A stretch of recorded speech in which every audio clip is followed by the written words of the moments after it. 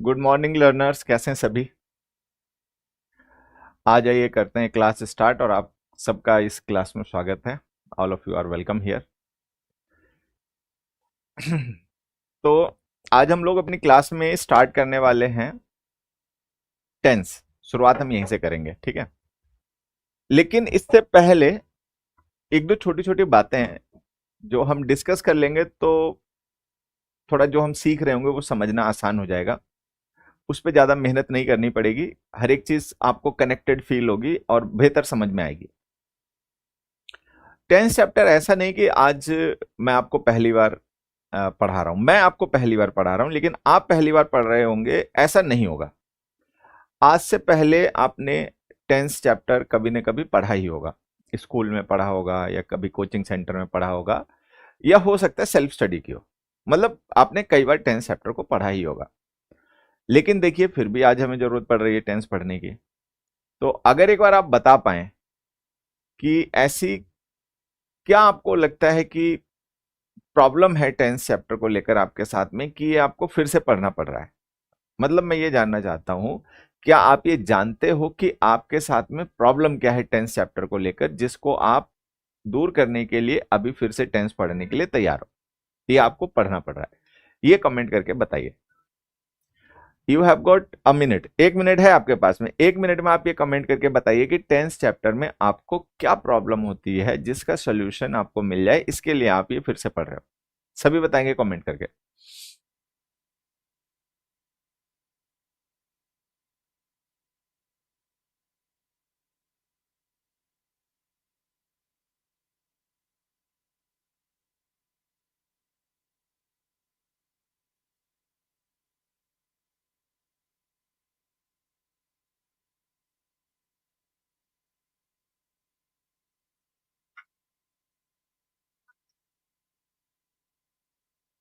Shivraj ji, comments वाली screen कर दीजिए। क्या नाम, कमेंट्स तो दिख नहीं रहे।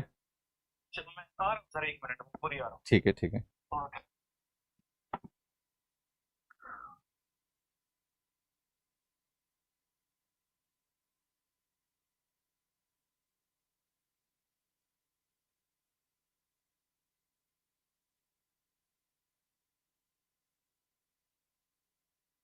तो सर, फॉर्मेट नहीं समझ पाते सेंटेंस का, बढ़िया। टेंस सेंटेंस में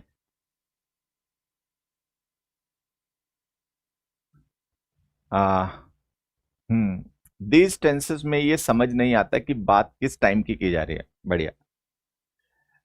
एक्चुअल समझ नहीं पाते कि कौन सा टेंस कहाँ यूज करें। बढ़िया। स्पीकिंग पर्पस एग्जाम के लिए।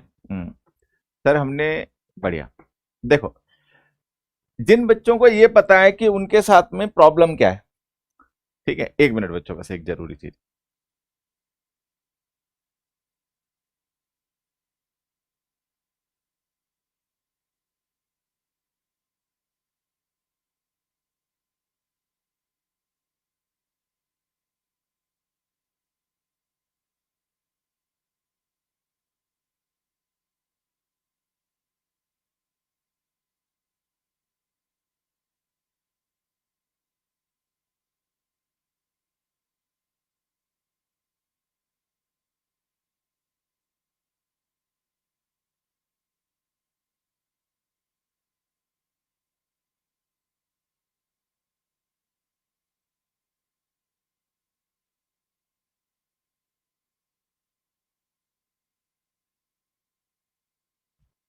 ठीक है, तो होता क्या है कि टेंस में जो बेसिक प्रॉब्लम मैं अपनी नोटिस कर पाया हूं, आप सबको भी पता है, कुछ ना कुछ आपने भी समस्या बताई है, ठीक है, कि भाई टेंस में मुझे ये दिक्कत होती है, वो दिक्कत होती है।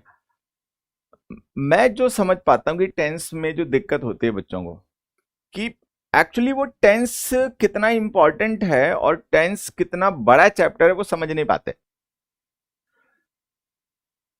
स्टार्टिंग जब टेंस की वो सीखना शुरू करते हैं तो उनको लगता है कि 4-5 ही टेंस हैं। प्रेजेंट इंडेफिनिट है, पास्ट इंडेफिनिट है, ठीक है, प्रेजेंट परफेक्ट है, पास्ट परफेक्ट है, फ्यूचर है, बस खत्म टेंसेस। तो वो इतना ही टेंस को समझते हैं। इस चक्कर में गड़बड़ होती है। टेंस चैप्टर जो बेसिकली है, उसके पहली बात तो अपने खुद के बहुत से ऐसे कॉन्सेप्ट्स और एग्जांपल्स और मतलब क्वेश्चंस होते हैं जिनका हमें पता ही नहीं होता कि ये भी है, क्योंकि हम उनको पढ़ते नहीं है।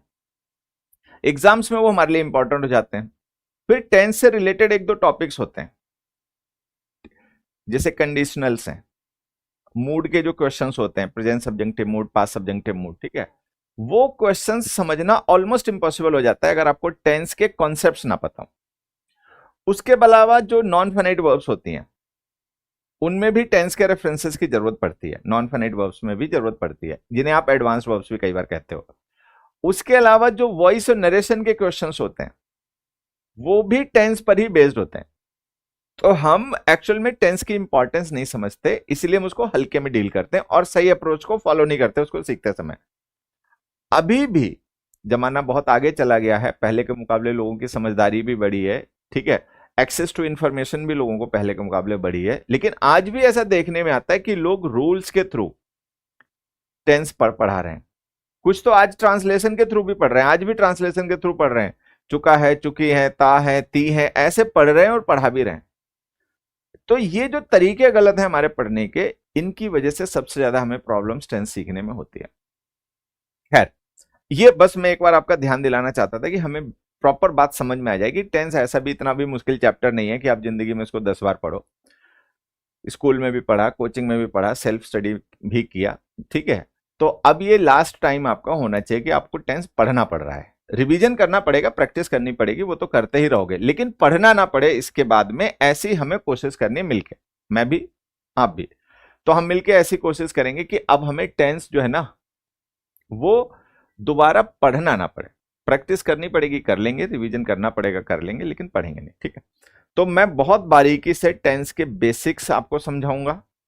टेंस में यूज होने वाले जो स्टैंडर्ड ग्रामेटिकल टर्म्स हैं वो आपको एक्सप्लेन करूंगा, समझाऊंगा, जिनको समझने से फिर आप कॉन्सेप्ट समझ पाओगे। हमें कई बार टर्म्स नहीं पता होते हैं, ग्रामेटिकल प्रॉपर जो टर्म्स है ना लैंग्वेज के, वो हमें पता ही नहीं होता, हम उनका यूज ही नहीं करते, हम साए बाएं बातें करके रट मारते हैं। तो जब आपको प्रॉपर बेसिक टर्म्स पता होंगे, बेसिक्स पता होंगे, तो आपको टेंस के कॉन्सेप्ट समझ में आएंगे, कॉन्सेप्ट समझ में आएंगे तो फिर क्लैरिटी आएगी, ठीक है बच्चों। तो अगर आप सभी शुरुआत के लिए तैयार हैं तो ओके कमेंट करिए। किसी को कुछ कहना, पूछना, बोलना, बताना है तो ये लास्ट चांस है। आपके अपना कोई कंफ्यूजन है, कोई क्वेरी है, कुछ पूछना चाहते हो, कुछ बताना चाहते हो, तो आपके पास लास्ट टाइम है आज के लिए। आज की क्लास में फिर हम कोई और बात नहीं करेंगे, पढ़ाई शुरू कर देंगे तो फिर वही चलती रहेगी, ठीक है।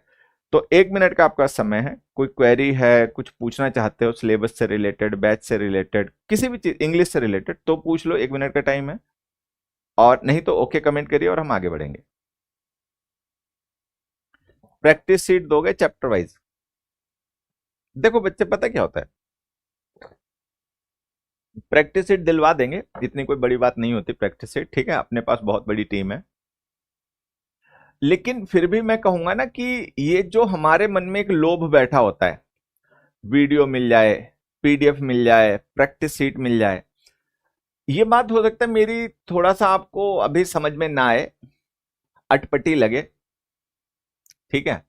लेकिन एक चीज मानना मेरे भाई, सीखने का मतलब बैच ज्वाइन कर लेना नहीं होता है, सीखने का मतलब एडमिशन ले लेना नहीं होता है, सीखने का मतलब पीडीएफ इकट्ठा करना, असाइनमेंट इकट्ठा करना, सीट इकट्ठा करना, बुक्स खरीद लेना, वीडियोज इकट्ठे कर लेना, ये भी नहीं होता है। सीखने का मतलब होता है अपनी समझ को बदलना, ठीक है, अपना एटीट्यूड, अपनी अप्रोच को बदलना, चीजों को देखने का नजरिया हमारा बढ़े, हमारी नॉलेज एनहेंस हो, हमारी जानकारी बढ़े, हमारी अंडरस्टैंडिंग और क्लैरिटी बढ़े, इसलिए सीखा जाता है। आप शीट के ही बहुत दीवाने हो, वीडियोस के ही बहुत दीवाने हो, ठीक है, तो वो भी मिल जाएंगे, उसमें कोई दिक्कत नहीं है। अब बहुत बड़ी टीम है अपने पास, मतलब दिन भर इतने आपको क्वेश्चंस, इतनी सीट्स दे देंगे ना, आप खुद ही पागल होके मतलब फिरोगे कि अब बंद कर दो। लेकिन एक्चुअली वो सीखना होता नहीं है, सीखने का काम हमारे अंदर होता है, बाहर नहीं होता, ठीक है।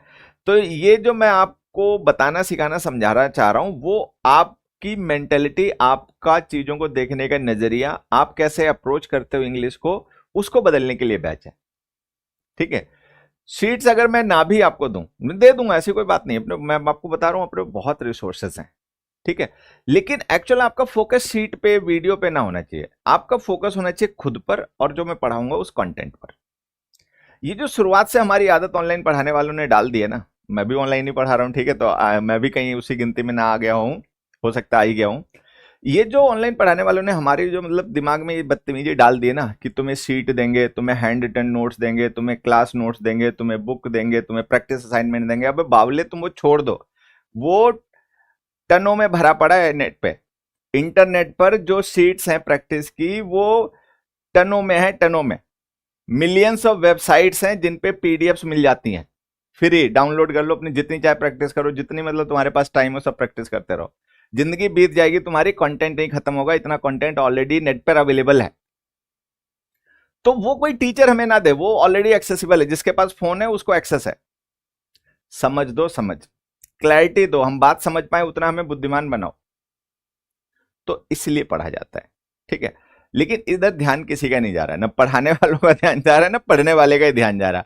शीट मिलेगी, हैंड रिटन नोट्स मिलेंगे, क्लास नोट्स मिलेंगे, प्रीवियस ईयर पेपर के क्वेश्चंस मिलेंगे, फलाना मिलेगा, ढिमकाना मिलेगा। अरे बैल बुद्धि, उसको काबिल बना दो। वो सारी चीजें नेट पे फ्री में अवेलेबल है, कोई भी ढूंढ लेगा। उसके लिए लोग क्या करते हैं, नेट से डेटा उठाया, कंटेंट लिया नेट से, अपने टाइपिस्ट से उसको टाइप करवाया, दांत निकालते हुए अपनी एक फोटो उस पर चिपकाई, अपनी ब्रांडिंग कर दी, नाम फलाना ढिमकाना, और बच्चों को दे दिया जैसे हमने बनाया वो कंटेंट बैठ के। अरे भैया, नेट पे भरा पड़ा है, भरा पड़ा है, ठीक है। तो ये थोड़ा सा समझदारी भी मैं आपसे चाहता हूं। मैं शीट्स दे दूंगा, कोई दिक्कत नहीं है। देखो हमारा वैसे तरीका क्या है, मैं आपको बताता हूं। जब हम पढ़ते हैं, ठीक है, तो पूरा चैप्टर जब एक बार हमारा कंप्लीट हो जाता है, तो उसके बाद में फिर हम एक प्रैक्टिस क्लास रखते हैं, जिसमें जैसे हमने कोई चैप्टर 6 7 8 क्लास में कंप्लीट किया, ठीक है, तो फिर हम क्या करते हैं, जब पूरा चैप्टर कंप्लीट हो जाता है, लेक्चर्स कंप्लीट हो जाते हैं, फिर हम एक कॉम्प्रिहेंसिव प्रैक्टिस क्लास रखते हैं, जिसमें वो जो हमने 6 7 क्लासेस में कॉन्सेप्ट्स पढ़े सीखे ना, उनका एक सिंगल क्लास में प्रैक्टिस भी हो जाए उन कॉन्सेप्ट्स की, और रिवीजन भी हो जाए, क्विक रिवीजन हो जाए सारी क्लासेस का एक सिंगल क्लास में। तो एक प्रैक्टिस क्लास भी होती है। प्रैक्टिस क्लास भी अगर बच्चे, उसके बाद में बच्चों के डाउट्स बचे रह जाते हैं ना, तो फिर हम उनके लिए डाउट क्लास भी रखते हैं। तो अपना पढ़ने का तरीका ये है कि पहले हम लेक्चर्स के थ्रू पूरा चैप्टर कवर करते हैं, फिर चैप्टर कवर हो जाने के बाद में फिर हम एक सिंगल प्रैक्टिस क्लास रखते हैं, जिसमें वो सारे कॉन्सेप्ट जो हमने अलग अलग क्लासेस में पढ़े एक सिंगल क्लास में रिवाइज हो जाए, उनकी प्रैक्टिस भी हो जाए। अब फिर उसके बाद अगर बच्चों के डाउट्स बचे रह गए हैं, तो फिर हम डाउट क्लास भी रखते हैं। ये अपना पढ़ने पढ़ाने का तरीका है। अब आपको लगता है कि नहीं इसमें ये बढ़ा लो या घटा लो, तो आप बता दो, आपकी मानने वाली बातें होंगी तो हम मान लेंगे, ऐसी कोई बात नहीं है। पढ़ा तो आपके लिए रहना सब कुछ, ठीक है। तो अब फिर से एक मौका दे रहा हूं, 30 सेकंड में किसी को कुछ कहना, पूछना, बोलना, बताना है तो बताओ।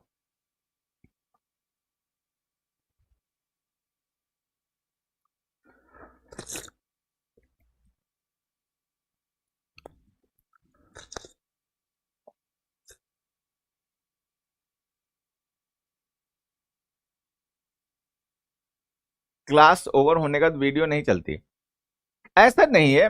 कोई पर्टिकुलर लेक्चर में किसी पर्टिकुलर क्लास में दिक्कत आ गई होगी, चलती क्यों नहीं, सबकी चलती है। कुछ नहीं चाहिए सर, बस इसका पीएनजी फॉर्मेट दे, वो तो मिलेगा। जो हम क्लास में पढ़ाते हैं, मैं बताना भूल गया आपको, जो हम ये क्लास में पढ़ाते हैं ना, अभी जो पढ़ाऊंगा, ठीक है, उसकी पीडीएफ आपको मिलती है, आपके बैच में ही वो मिल जाती है सारी, रिवीजन के लिए, नोट्स बनाने के लिए वो यूजफुल होती है। तो आप उसकी मदद से रिवीजन भी कर सकते हो, अपने नोट्स भी बना सकते हो, ठीक है बच्चे। चलो, तो एक काम करते हैं, बात करने के लिए हमें बहुत मौका मिलेगा। आपकी जो क्वेरीज वगैरह हैं वो जब हम क्लास स्टार्ट करते हैं, तो स्टार्टिंग में शुरुआत के 2 3 मिनट में आप लोगों को ही देता हूं कि अपना कुछ भी किसी को कहना, पूछना, बोलना, बताना है तो पूछ लो। तो आप टाइम से क्लास में आया करेंगे, 11 बजे की आपकी क्लास है, शार्प 11 AM आपकी क्लास स्टार्ट हो जाती है, ठीक है। शुरुआत के 2 4 मिनट में हम अपने डाउट्स हैं, क्वेरीज हैं, क्वेश्चंस हैं, उनका डिस्कशन करते हैं, फिर क्लास स्टार्ट कर देते हैं। आज थोड़ा हम लोग लेट हो गए, ठीक है, ज्यादा देर बात कर ली, 10 15 20 मिनट, लेकिन ये जो बात हमने की है, इससे आपको कुछ नया जानने सीखने को मिला होगा, एक डायरेक्शन आपको समझ में आई होगी, ठीक है। चलो आ जाओ, स्टार्ट करते हैं। बुक्स के बारे में कल क्लास में बात करते हैं, ठीक है। अब आज फिर ज्यादा ही बात हो जाएगी, इतनी भी बात नहीं करनी थी।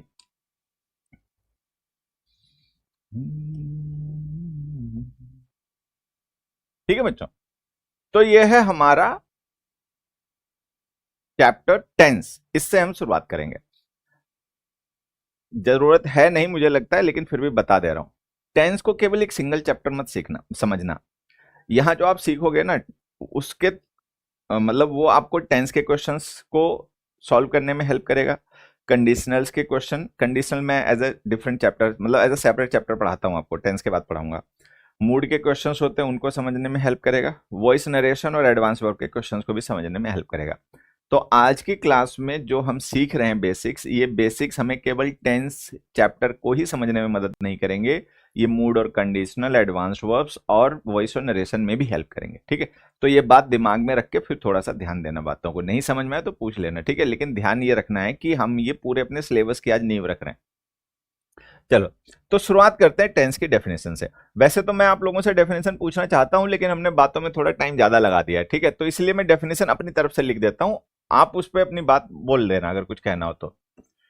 It is a verb form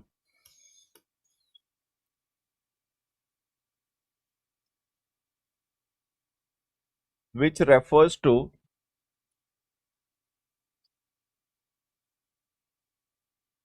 some specific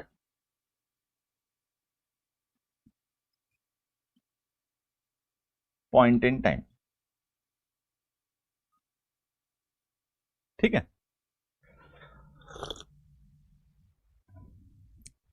आपको भी टेंस की कोई ना कोई डेफिनेशन पता ही होगी। ठीक है, कि टेंस का मतलब ये होता है वो होता है, तो हम एक ही बात को कई तरीके से बोल सकते हैं, कई तरीके से बता सकते हैं। मैं आपसे चाहता हूं कि आप टेंस की ना ये वाली डेफिनेशन थोड़ा सा समझें, याद भी कर लें तो और भी अच्छा रहेगा। It is a verb form which refers to some specific point in time. अब ये जो हमने डेफिनेशन लिखी ना बच्चे, क्या दिख रहा है? सोर्स एरर देखा रहा है। रिफ्रेश कर लो एक बार, रिफ्रेश करके देखिए फिर से। अब ये जो बच्चे हमने लिखा है कि it is a verb form which refers to some specific point in time, ये डेफिनेशन है टेंस की। मतलब मैं ये नहीं कह रहा कि यही डेफिनेशन है दुनिया में, एक ही बस, और कोई तरीका नहीं है टेंस को डिफाइन करने का। बहुत तरीके हो सकते हैं, एक ही बात को हम कई तरीकों से कह सकते हैं। तो हो सकता है टेंस की आपने इसके अलावा कभी कोई दूसरी डेफिनेशन पढ़ी हो या आगे आपको पढ़ने को मिल जाए, तो ऐसा नहीं मैं कह रहा कि वो गलत थी जो आपने पहले पढ़ी है, बाद में पढ़ोगे वो गलत होगी, ऐसा नहीं है। एक ही बात को कई तरीके से कहा जा सकता है। हम जिस पर्पस के लिए टेंस सीख रहे हैं और हमें जो टेंस में सिलेबस कवर करना है उसको समझने के लिए टेंस की डेफिनेशन हमारे लिए रेलिवेंट है। ठीक है, तो हम इस डेफिनेशन को ही डिस्कस करेंगे, इसको ही समझेंगे। यहां पे लिखा है tense is a verb form and it refers to some specific point in time. इस क्वेश्चन में ना ये जो हमने डेफिनेशन लिखी बच्चे, इस डेफिनेशन में टेंस के दो क्वेश्चंस हैं, उनका आंसर मिल जाता है। एक क्वेश्चन है कि टेंस क्या होता है, ठीक है, एक क्वेश्चन है कि टेंस होता क्या है। तो टेंस क्या होता है वो यहां लिखा हुआ है, टेंस वर्ब की फॉर्म होता है। दूसरा है टेंस क्या करता है, टेंस रेफर करता है टाइम के किसी स्पेसिफिक पॉइंट को। तो टेंस वर्ब की फॉर्म होता है एक ऐसी वर्ब की फॉर्म जो कि टाइम के किसी पॉइंट को, स्पेसिफिक पॉइंट को रेफर करती है, तो उसको टेंस बोलते हैं। यहां पर एक दो छोटी छोटी बातें और समझ लेनी जरूरी है, हम आगे बढ़े उससे पहले, कि टेंस वर्ब की फॉर्म होता है जो टाइम के पॉइंट को रेफर करे। क्या जो वर्ब की फॉर्म होती हैं उनका इसके अलावा भी कोई दूसरा काम होता है? क्या हम वर्ब की फॉर्म्स को टेंस के अलावा कुछ और भी कहते हैं? कमेंट करके एक बार बताइए, क्या हम वर्ब की फॉर्म्स को टेंस के अलावा कुछ और भी कहते हैं? क्योंकि ये जो हम डेफिनेशन पढ़ रहे हैं इसके हिसाब से वो वर्ब की फॉर्म्स जो टाइम के स्पेसिफिक पॉइंट को रेफर करें उन्हें हम टेंस कहते हैं। ठीक है, तो क्या वर्ब की फॉर्म्स कुछ और भी काम करती हैं? क्या हम वर्ब की फॉर्म्स को टेंस के अलावा कुछ और भी कहते हैं? कमेंट करके जल्दी बताइए।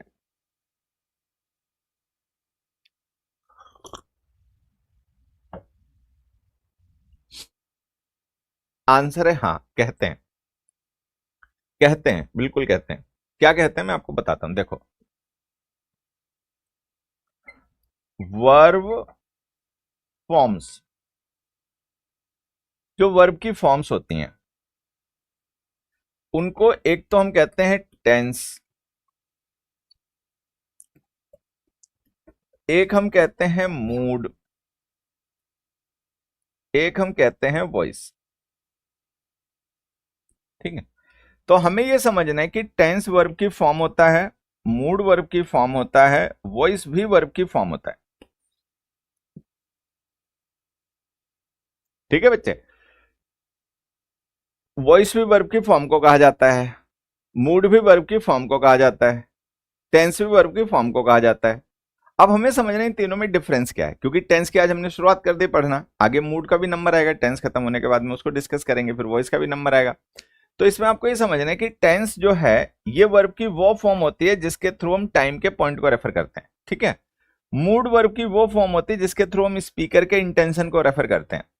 वॉइस वर्ब की वो फॉर्म होती है जिसके थ्रू हम ये शो करते हैं कि वर्ब का जो सब्जेक्ट है वो डूअर है या नॉट डूअर है, उसने एक्शन को परफॉर्म किया है, एक्शन को रिसीव किया, ठीक है बच्चे, यहां तक क्लियर। चलो, तो एक तो ये बात ध्यान देना कि ऐसा नहीं कि वर्ब की फॉर्म को टेंसेज ही कहते हैं, वर्ब की फॉर्म को मूड और वॉइस भी कहते हैं, इनके तीनों के काम अलग अलग होते हैं। फिर से वापस डेफिनेशन पे आ जाइए। अब डेफिनेशन को आप ध्यान से पढ़ोगे तो इसमें लिखा है कि टेंस हम वर्ब की फॉर्म को कहते हैं, ठीक है, वर्ब को नहीं कहते, वर्ब की फॉर्म को कहते हैं। एक दो छोटे छोटे पॉइंट्स हैं, क्लियर करते हुए यहीं से चलेंगे। सबसे पहले कि वर्ब का मतलब क्या, ठीक है। दूसरा मतलब वर्ब की फॉर्म का मतलब क्या, बताओ जी।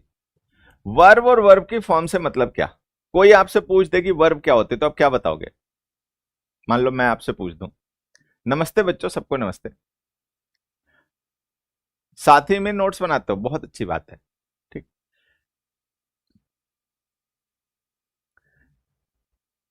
आपसे कोई पूछे कि वर्ब क्या, तो आप क्या बताओगे। मान लो आपका छोटा भाई, कोई फ्रेंड आपसे पूछ दे कि भाई तुम तो इंग्लिश की तैयारी कर रहे हो, एसएससी की तैयारी कर रहे हो, इंग्लिश पढ़ते हो, तो बताओ वर्ब क्या होती है, तो आप क्या बताओगे उसको, वर्ब क्या होती है।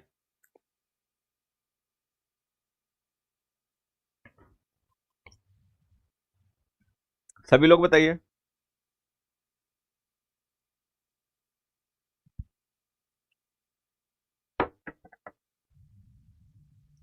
देखो, वर्ब्स आर एक्शन वर्ड्स, ये ध्यान रखना है। इंग्लिश में ऐसे वर्ड्स जो किसी एक्टिविटी को रेफर करते हैं वो वर्ब होते हैं। तो वर्ब का मतलब हो गया कोई एक्शन वर्ड, कोई ऐसा वर्ड जिससे किसी एक्टिविटी का पता चलता है, ठीक है। अब आ गया वर्ब की फॉर्म्स, कि वर्ब की फॉर्म क्या होती है। तो जो वर्ड्स वर्ब होते हैं उनकी डिफरेंट फॉर्म्स होती हैं। जैसे एक होती है फर्स्ट फॉर्म, बेस फॉर्म भी जिसे हम बोलते हैं, एक होती है थर्ड पर्सन की सिंगुलर फॉर्म, ठीक है, एक होती है सेकेंड फॉर्म, एक होती है थर्ड फॉर्म, और एक होती है आईएनजी फॉर्म, जिसको हम फोर्थ फॉर्म भी बोल देते हैं, ठीक है। तो ये वर्ब की फॉर्म्स होती हैं, base form, third person singular form, second form, third form और ING form, continuous form of the verb, ठीक है। अब इसको मैं एग्जांपल की मदद से आपको समझा देता हूं, या एक काम करते हैं, यहां तो इसको लिखने की जरूरत ही नहीं थी, यहां से हटा देता हूं, नीचे लिख देता हूं साइड में, ठीक है बच्चे। देखो इधर समझ लेना, एक तो वर्ब की होती है फर्स्ट फॉर्म जिससे हम बोलते हैं बेस फॉर्म, ठीक है। एक वर्ब की होती है थर्ड पर्सन सिंगुलर फॉर्म, एक होती है वर्ब की सेकेंड फॉर्म, एक होती है वर्ब की थर्ड फॉर्म, और एक होती है बच्चों वर्ब की आईएनजी फॉर्म, कॉन्टिन्यूअस फॉर्म बोलते हैं, यहां पे समझने के लिए हम उसको 4 लिख दे रहे हैं, ठीक है। तो ये वर्ब की फॉर्म्स होती हैं। अगर हम किसी वर्ब को एग्जांपल मान के इस चीज को समझना चाहें ना, तो आप ऐसे समझ सकते हो, जैसे मान लो एक गो वर्ब हो गई, तो ये जो गो है ये क्या है, बेस फॉर्म है। गोज क्या है, थर्ड पर्सन सिंगुलर फॉर्म है। वेंट क्या है, सेकेंड फॉर्म है। गॉन क्या है, थर्ड फॉर्म है। गोइंग क्या है, कॉन्टिन्यूअस फॉर्म है,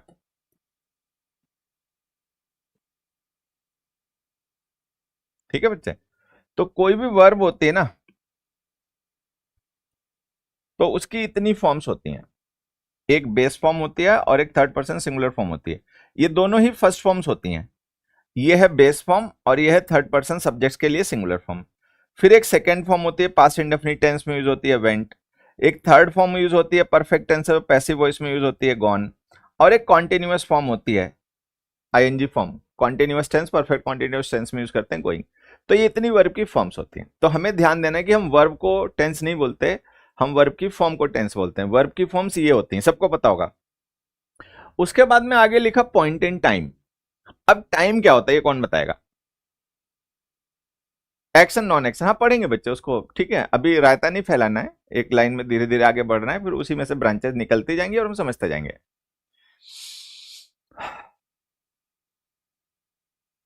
टाइम का मतलब आप क्या समझते हैं। ठीक है।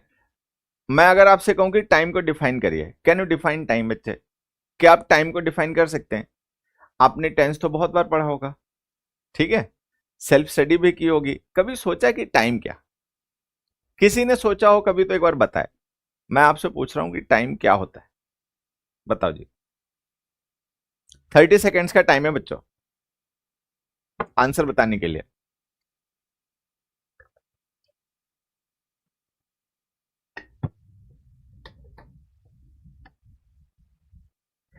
एक बच्चा पूछ रहा है कि सभी वर्ब की फॉर्म्स होती हैं ये? हाँ, सभी वर्ब की यही फॉर्म्स होती हैं बच्चे।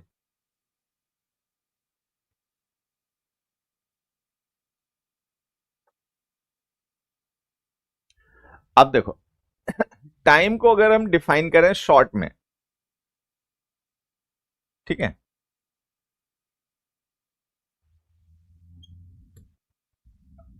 Measurement of the sequence and duration of events. जैसे अगर टाइम को देखा जाए तो फिजिक्स की लैंग्वेज में टाइम क्या होगा, ठीक है, फिलॉसफी की लैंग्वेज में टाइम क्या होगा, स्पिरिचुअलिटी की लैंग्वेज में टाइम क्या होगा, वो अलग अलग है। मतलब टाइम एक एब्स्ट्रैक्ट आइडिया है जिसको बहुत तरीके से समझाया जा सकता है, ठीक है। लेकिन जो हम टेंस पढ़ रहे हैं, जो आध्यात्मिक लोग होते हैं ना, उनके लिए टाइम का मतलब कुछ और है, दार्शनिकों के लिए टाइम का मतलब कुछ और है, वैज्ञानिकों के लिए टाइम का मतलब कुछ और है। हम ना तो फिलोसफर हैं, ठीक है, ना हम कोई स्पिरिचुअल लीडर्स हैं, ना हम फिजिसिस्ट हैं, हम हैं लैंग्वेज लर्नर्स, भाषा सीखने वाले लोग। तो हमारे लिए टाइम का मतलब क्या है, हम अपने हिसाब से टाइम को डिफाइन करें, हमारे लिए जो टाइम की रेलिवेंस है हम वो समझेंगे। तो हमारे लिए टाइम की रेलिवेंस ये है कि measurement of the sequence and duration of events. जो घटनाएं होती हैं उन घटनाओं की ड्यूरेशन, ठीक है, और उनके सीक्वेंस के मेजरमेंट के लिए जो हम यूज करते हैं तरीका, वो टाइम है। तो हमारे लिए टाइम क्या है? Measurement of the sequence and duration of events, ये है। इसके अलावा एक जो हमारा जनरल कॉन्सेप्ट ऑफ टाइम है वो क्या है कि टाइम जो है ना वो इटर्नल है। Time is absolute said bye Newton, time is relative said bye Einstein. हाँ, ये बिल्कुल सही आपने बात कर दी, साइंस की लैंग्वेज में आप बात कर रहे हो, ठीक है, लैंग्वेज लर्नर बन जाओ। टाइम जो है ना वो इटर्नल है, शाश्वत है। मतलब हम हैं तो टाइम है, मतलब ये यूं कह लो टाइम है तो हम है। तो ब्रॉडली आप देखोगे कि जो टाइम है दैट कवर्स एवरीथिंग, उसमें सब कुछ शामिल है, ठीक है। हर इवेंट जो भी हो चुका है, जो भी होगा, जो हो रहा है, वो सब टाइम के कॉन्टेक्स्ट में रिलेटिव है, हर एक इवेंट। तो टाइम को ना हम बेसिकली कैटेगराइज करते हैं आम बोलचाल की भाषा में 3 पॉइंट्स में। एक ऐसा पॉइंट जहां पर हम इवेंट्स को होते हुए देख रहे हैं, एक्सपीरियंस कर रहे हैं या खुद कर रहे हैं, तो ये जो पॉइंट हो गया इसको हम बोलते हैं प्रेजेंट, ठीक है। एक ऐसा टाइम जहां पर इवेंट्स हो चुके हैं, हो गए हैं, वो हो गया पास्ट। एक ऐसा टाइम जहां पर इवेंट्स होंगे, अभी नहीं हुए हैं लेकिन बाद में होंगे, फ्यूचर। तो हम आम बोलचाल की भाषा में जनरली हमारा जो टाइम का कॉन्सेप्ट है वो ऐसा है, जो अभी है वो प्रेजेंट, जो हो चुका है जिससे होकर हम आगे वो पास्ट, जो अभी आगे आएगा वो फ्यूचर, ठीक है। तो प्रेजेंट, पास्ट, फ्यूचर, ये 3 पॉइंट्स हम टाइम में कंसीडर करते हैं। एक पॉइंट जो अभी एग्जिस्ट कर रहा है जिसपे इवेंट्स चल रहे हैं, एक पॉइंट जो पहले था जिसपे इवेंट्स हुए थे, एक पॉइंट ऐसा जिसपे आगे इवेंट्स होंगे। तो प्रेजेंट, पास्ट, फ्यूचर ये हो गए, ठीक है। Tense is part of time, उल्टा कह रहे हो, ऐसा नहीं है, ठीक है। टेंस वर्ब की फॉर्म होती है जो टाइम को रेफर करती है, टाइम का पार्ट टेंस नहीं है, ठीक है। तो ये बेसिक सी बातें हमने समझी, टेंस की डेफिनेशन समझी, ठीक है। टेंस मूड और वॉइस वर्ब की फॉर्म होती है ये सीखा, टाइम क्या होता है उसकी डेफिनेशन यहाँ पे हमने समझी, वर्ब का मतलब क्या होता है, वर्ब की फॉर्म्स का मतलब क्या होता है, हमने ये डिस्कस किया। अब आगे बढ़ते हैं। जब कभी आपने टेंस पढ़ा होगा, अभी हम पढ़ेंगे, तो वहां पे कुछ टर्म्स और भी यूज होते हैं, कभी आपने ध्यान दिया हो। Indefinite, continuous, perfect, perfect continuous. जैसे हमने ये टाइम के पॉइंट्स डिस्कस किए, प्रेजेंट, पास्ट, फ्यूचर, ठीक है, इनका भी यूज होता है। और इसके अलावा हम कुछ और भी टर्म्स यूज करते हैं। हम टर्म्स जो यूज करते हैं बच्चे, वो होते हैं ये इंडेफिनिट,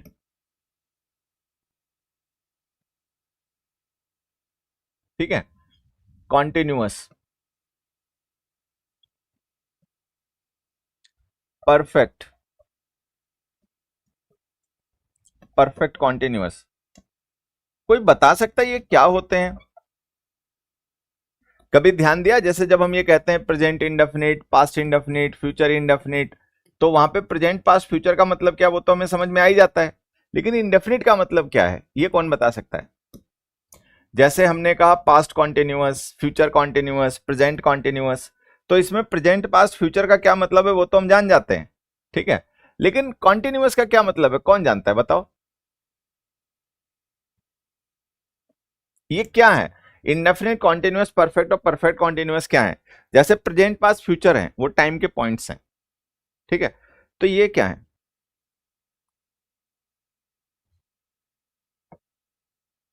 अब यही वो चीजें हैं जो हम ध्यान नहीं देते। हम टेंस पढ़ रहे होते हैं, हमने आज से 8 साल पहले, 10 साल पहले टेंस पढ़ा था, अभी 8-10 दिन पहले भी पढ़ा था, ऑनलाइन पढ़ा होगा, ऑफलाइन पढ़ा होगा, कोचिंग में पढ़ा होगा, स्कूल कॉलेज में पढ़ा होगा, सेल्फ स्टडी करते हुए पढ़ा होगा, लेकिन हम इन बारीकियों पे ध्यान नहीं देते, इनका डिस्कशन नहीं होता। दिक्कत यह है, पढ़ने वाले भी इधर ध्यान नहीं देते और कई बार तो पढ़ाने वाले भी ध्यान नहीं देते, जिसकी वजह से क्लैरिटी, अंडरस्टैंडिंग डेवलप नहीं हो पाती, ठीक है। अंडरस्टैंडिंग बच्चे की डेवलप नहीं हो पाती तो वो कॉन्सेप्ट समझ नहीं पाता, कॉन्सेप्ट समझ नहीं पाता तो फिर वो जो सिंपल क्वेश्चंस होते हैं वो उससे हो जाते हैं, टेक्निकल क्वेश्चंस जो समझ के करने होते हैं वो उससे हो ही नहीं पाते, क्योंकि उसके कॉन्सेप्ट्स क्लियर नहीं है। कॉन्सेप्ट्स क्लियर नहीं है तो उसको अंडरस्टैंडिंग ही नहीं है, अंडरस्टैंडिंग नहीं है तो वो समझे क्या, ठीक है। तो ये चीजें हमें थोड़ा ध्यान देनी है। कॉन्टिन्यूअस का मतलब काम अभी कंप्लीट नहीं हुआ। देखो, हालांकि आप सही बता रहे हो लेकिन ये मैंने पूछा नहीं है। आप बात एकदम सही बता रहे हो कि कॉन्टिन्यूअस का मतलब काम अभी कंप्लीट नहीं हुआ, यही होता है, ऐसी बात है, लेकिन मैंने ये पूछा तो नहीं। मैंने मैंने पूछा कुछ और, आप बता रहे हो मुझे कुछ और।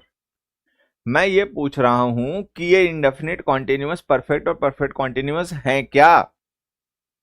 आप किस चीज को इंडेफिनिट कह रहे हो? जैसे हम प्रेजेंट और पास्ट और फ्यूचर, ये किसे बोल रहे हैं? टाइम के पॉइंट्स को। टाइम का जो पॉइंट है वो है प्रेजेंट, पास्ट, फ्यूचर, ठीक है, समझ में आ गई बात। वैसे मैं आपसे पूछ रहा हूं कि इंडेफिनिट, कॉन्टिन्यूअस, परफेक्ट और परफेक्ट कॉन्टिन्यूअस, ये आप किसे बोल रहे हो? क्या होता है इंडेफिनिट, क्या होता है परफेक्ट, मैं ये पूछ रहा हूं बेवकूफ। तुम बता कुछ और रहे हो। जो बता रहे हो वो ठीक है, लेकिन मैंने वो पूछा नहीं ना, जो मैं पूछ रहा हूं वो बताओ।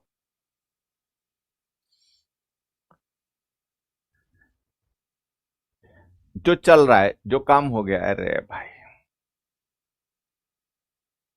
तभी लोग फिर से इंग्लिश सीख नहीं पाते, फिर ब्लेम करते हैं इंग्लिश को, जैसे बेचारी इंग्लिश की कोई दिक्कत हो।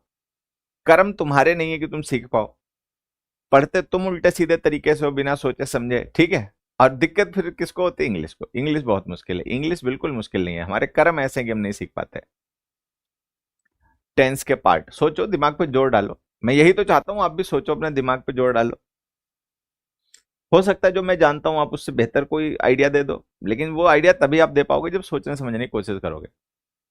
प्रेजेंट, पास्ट, फ्यूचर के टाइम होते ही हैं। बहुत मारूंगा, सुधर जाओगे। ये होते हैं स्टेट्स ऑफ एक्शन, ठीक है बच्चे। जैसे कोई भी एक्शन होता है, कोई भी वर्ब होती है, ठीक है, तो वर्ब क्या होती है? कोई ना कोई एक्टिविटी होती है, कोई ना कोई एक्शन होती है, ठीक है। तो ये जो है ना, इन्हें हम बोलते हैं states of action.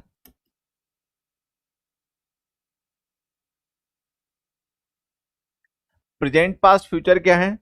Present, past, future जो है वो टाइम के पॉइंट्स हैं, ठीक है, कि एक्शन कौन से टाइम में हुआ, प्रेजेंट में हुआ, पास्ट में हुआ, फ्यूचर में हुआ। फिर वो जो एक्शन है, वर्ब क्या होती है? एक्शन वर्ड, ठीक है।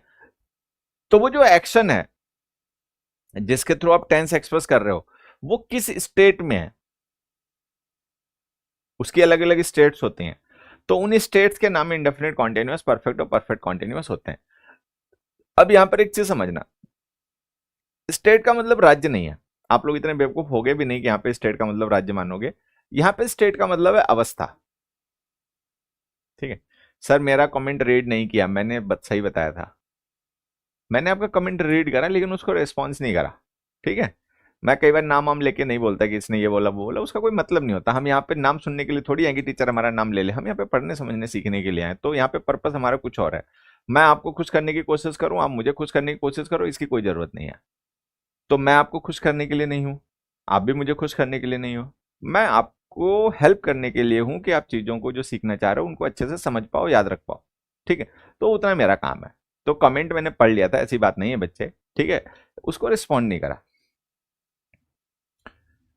चलो, तो ये जो इंडेफिनिट कॉन्टिन्यूअस परफेक्ट और परफेक्ट कॉन्टिन्यूअस हम कहते हैं, ये हम कहते हैं किसको? स्टेट्स ऑफ द एक्शन को, कि वर्ब जिस एक्शन को रेफर कर रही है वो एक्शन कौन सी स्टेट में है, ये हम इन टर्म्स के थ्रू बताते हैं। तो ये 4 स्टेट्स ऑफ एक्शन होते हैं, इंडेफिनिट, कॉन्टिन्यूअस, परफेक्ट और परफेक्ट कॉन्टिन्यूअस। अब इन स्टेट्स के बारे में हम थोड़ा सा पढ़ लेते हैं, लेकिन उससे पहले ना एक दो बेसिक बात मैं आपको बता देता हूं। देखो, अगर हम देखें, मोस्टली हम अपने आसपास में देखें, तो हम दो तरीके के एक्शंस देखते हैं बच्चे। एक ऐसा एक्शन जो किसी एक पॉइंट पर स्टार्ट हुआ, ठीक है, और किसी एक पॉइंट पे जाके वो पूरा हो गया।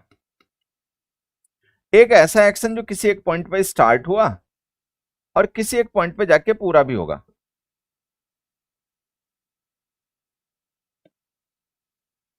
किसी एक पॉइंट पे जाके पूरा भी होगा, अभी नहीं हुआ है। तो ऐसे एक्शंस जो एक टाइम पॉइंट पे स्टार्ट हुए और दूसरे पॉइंट पे जाके पूरे हो गए, ये कंप्लीट स्टेट के एक्शंस होते हैं। ये क्या है? ये कंप्लीट स्टेट के एक्शंस हैं। कंप्लीट हो गया, यहां शुरू हुआ यहां खत्म हो गया। ऐसा एक्शन जो स्टार्ट हो गया लेकिन अभी कंप्लीट नहीं हो पाया, ठीक है, वो इनकम्प्लीट स्टेट का एक्शन है। अब आप ध्यान से देखो, ज्यादातर जो हम अपने आसपास में इवेंट्स देखते हैं, ठीक है बच्चे, हम अपने आसपास में जो ज्यादातर इवेंट्स देखते हैं वो इन दो टाइप के ही होते हैं। जैसे मैं आपको एग्जांपल से बताऊं कि आप लोगों ने अगर ग्रेजुएशन कर लिया, अंडर ग्रेजुएट आप में से कोई नहीं है, ठीक है, तो वो काम आपका हो चुका है। आपने किसी पर्टिकुलर ईयर में ग्रेजुएशन शुरू किया होगा और फिर किसी पर्टिकुलर ईयर में आपका ग्रेजुएशन कंप्लीट हो गया, तो दोनों पॉइंट स्टार्ट और एंड के मीट कर गया एक्शन, तो ये एक्शन डन हो गया, कंप्लीट स्टेट में आ गया। अब जब आप इसको बताओगे ना तो आप परफेक्ट टेंस यूज करोगे, I have graduated with this subjects, ठीक है। अभी आप तैयारी कर रहे हो कंपटीशन की, सीख रहे हो, ठीक है, तो आपने यहां से पढ़ना शुरू करा है और अभी आप पढ़ रहे हो, अभी आपकी तैयारी चल रही है। जब तक आपकी जॉब नहीं लग जाती है तब तक आप तैयारी करोगे। ऐसा तो नहीं है कि आप जिंदगी भर तैयारी करते रहोगे, कहीं तो जाके तैयारी रुकेगी ही, चाहे जॉब लग जाए या ना लग जाए, लेकिन तैयारी करना तो बंद होगा ही कभी ना कभी जाके।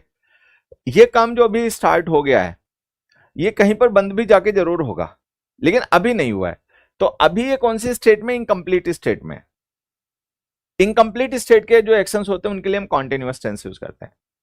अब मान लीजिए माता जी खाना बना रही हैं, खाना बन रहा है, तो अभी बन नहीं पाया है, एक दो सीटी लगनी बाकी है, फूड इज कुकिंग। खाना बन गया, माता जी ने गैस बंद कर दी, तो the food has cooked. He is reading, he has read. They are playing match, the match has ended, ठीक है। तो आप देखोगे ज्यादातर हमारे आसपास के एक्शंस होते हैं ना वो इन्हीं दो स्टेट्स में होते हैं। मतलब ये दो जो स्टेट्स हैं ये डेफिनेट स्टेट्स ऑफ एक्शन होती हैं, एक कंप्लीट है और इनकम्प्लीट। कंप्लीट स्टेट के जो एक्शंस होते हैं उनको हम परफेक्ट टेंसेस में लिख देते हैं और जो इनकम्प्लीट स्टेट के एक्शंस होते हैं उनको हम कॉन्टिन्यूअस टेंस में लिख देते हैं, ठीक है। अब इंडेफिनिट का मतलब होता है कोई ऐसा एक्शन जिसको हम डिफाइन ना कर पाए कि वो कंप्लीट है इनकम्प्लीट है। जैसे एग्जाम्पल से बताता हूं, मान लो एक ऐसा एक्शन है, ठीक है, जो एक पॉइंट ऑफ टाइम पे स्टार्ट हुआ, एक पॉइंट ऑफ टाइम तक हुआ, ठीक है, लेकिन वो फिर से रिपीट कर गया, बाद में एंड नहीं हुआ, सस्पेंड हो गया, फिर से स्टार्ट हो गया, फिर से स्टार्ट हो गया, फिर से स्टार्ट हो गया। तो ये एक्शन कोई डेफिनेट एक्शन तो है नहीं, इसकी मल्टीपल फ्रीक्वेंसीज हैं, इसके मल्टीपल रिकरेंसेज हैं। तो एक तो ऐसा एक्शन है जो स्पेसिफिक एक्शन है, एक पॉइंट पे शुरू हुआ दूसरे पॉइंट पे खत्म हो गया, कंप्लीट स्टेट में आ गया, परफेक्ट टेंस। एक ऐसा एक्शन एक पॉइंट पे स्टार्ट हुआ किसी दूसरे पॉइंट पे जाके खत्म भी होगा, अभी इनकम्प्लीशन की स्टेट में, तो कॉन्टिन्यूअस टेंस। एक ऐसा एक्शन है एक पॉइंट पे स्टार्ट होकर दूसरे पॉइंट तक हुआ, अब फिर बाद में रिपीट कर गया, फिर रिपीट कर गया, फिर रिपीट कर गया, फिर रिपीट कर दिया। तो ये एक्शन जो डेफिनेट नहीं है। ऐसे एक्शन जिनमें मल्टीपल फ्रीक्वेंसीज होते हैं, रिकरेंसेज होते हैं, वो डेफिनेट नहीं होते हैं। तो एक तो ऐसे एक्शन। दूसरा क्या होता है, कोई एक्शन ऐसा है जिसका कोई डेफिनेट बिगिनिंग और एंड नहीं है। जैसे इसका एक डेफिनेट बिगिनिंग एक डेफिनेट एंड है।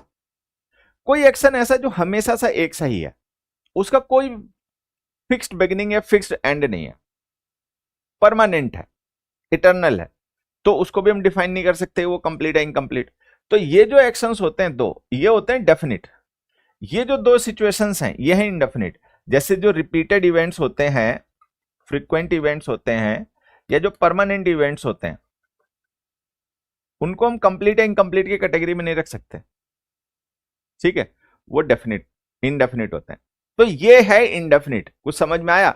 नहीं समझ में आया तो आप कमेंट करके पूछ सकते हो, समझ में आ गया तो ठीक है। ठीक, तो जब हम इनडेफिनिट कहते हैं तो हमारा मतलब होता है ऐसे एक्शन से जो ना कंप्लीट है ना इनकम्प्लीट है, जो इनडेफिनिट है। तो इनडेफिनिट का मतलब ये होता है या तो रिपीटेड है या फिर परमानेंट है, जिसका कोई डेफिनिट बिगिनिंग डेफिनिट एंड नहीं है, ठीक है। तो जब हम इनडेफिनिट कहते हैं तो इनडेफिनिट से मतलब होता है फ्रीक्वेंट और permanent actions, frequent and permanent action, ऐसे एक्शंस जो फ्रीक्वेंट या परमानेंट है, ठीक है। सर बात ज्यादा हो जाती है, कोई बात नहीं, सीखना भी हो जाएगा, इतने क्रिटिकल और जजमेंटल भी ना रहो। रूटीन हैबिट इंडेफिनिट होती है, हाँ, क्योंकि वो रिपीटेड होती है ना बच्चे। हैबिट जो होती है वो स्पेसिफिक इवेंट नहीं होती, वन टाइम इवेंट नहीं होती, वो रिपीटेड होती है, उसमें फ्रीक्वेंसी होती है। सर इंग्लिश के 4 टीचर हैं, किससे पढ़े नहीं समझ आ रहा, प्लीज हेल्प मी। मैं कैसे हेल्प कर सकता हूं? देखो आप लोग अभी कंपटीशन की तैयारी करने वाली हालत में आ गए हो, लेकिन अभी भी आप अपने को वैसे मानते हो जैसे 8वीं 9वीं का बच्चा होता है, कि हर एक चीज अपने पेरेंट्स से पूछता है, गार्जियन से पूछता है, टीचर से पूछता है, कितने बजे सोऊं, कितने बजे उठूं, क्या खाऊं, कब खाऊं, क्या नहीं खाऊं, नहाऊं कि नहीं नहाऊं, ये वाले कपड़े पहनूं कि वो वाले पहनूं। अब आप बड़े हो गए हो, ठीक है, अब अपनी जिंदगी में अपने आप डिसाइड करो, ये किसी से पूछा नहीं जाता, ठीक है। अब आप अपनी जिंदगी की जिम्मेदारियां धीरे धीरे अपने सर लेना शुरू करो। तो आप पूछ रहे हो कि भाई इतने टीचर हैं, मैं किससे पढ़ूं, किससे पढ़ना चाहिए, किससे नहीं पढ़ना चाहिए, तो ये पूछने वाली बात नहीं होती। आप क्लास अटेंड करो, आपको लगे भाई ये रेलिवेंट है, मेरी फ्रीक्वेंसी मैच कर रही तो पढ़ो, नहीं कर रही तो मत पढ़ो। कोई कह देगा तो इनसे पढ़ लो, तो पढ़ने लग जाओगे क्या? भले ही समझ में ना आए, भले ही फायदा ना हो, तो ऐसा नहीं है। सभी अच्छे टीचर हैं, अपने हिसाब से सब बढ़िया पढ़ाते हैं, सबका अपना एक स्टाइल होता है चीजों को समझने, समझाने, दिखाने का। आपकी कंपेटेबिलिटी के हिसाब से आप चूज कर लो, इसमें कोई अच्छे बुरे वाली बिल्कुल भी बात नहीं है। ये केवल बस ये बात है कि हाँ भाई मुझे यहाँ पे ठीक लग रहा है, वहीं पे पढ़ लो, ठीक है। ये किसी से पूछी नहीं जाती बातें, ठीक। चलो अब देखो बच्चों, तो ऐसे एक्शन जो फ्रीक्वेंट और परमानेंट स्टेट के होते हैं वो हम इंडेफिनिट उनको मानते हैं, ठीक। फिर आ गया कॉन्टिन्यूअस। अब कॉन्टिन्यूअस कौन से एक्शंस होते हैं? ठीक, temporarily going on actions, temporarily going on actions. Temporarily का मतलब आप समझते ही होंगे बच्चे।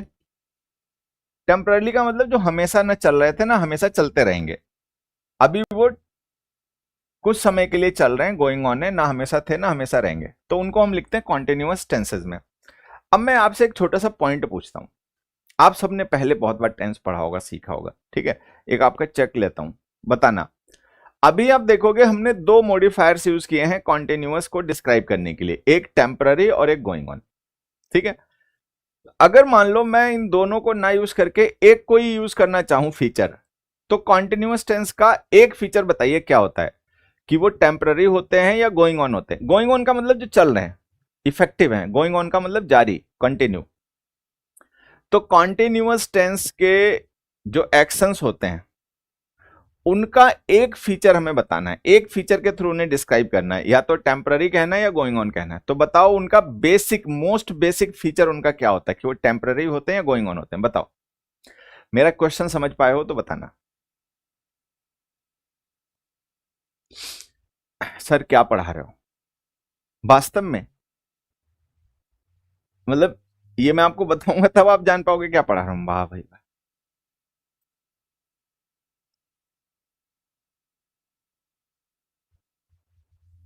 You have to use one word to describe the feature of the actions of continuous tenses. तो आप एक वर्ड ही यूज करना, तो कौन सा यूज करोगे, टेम्पररी या गोइंग ऑन?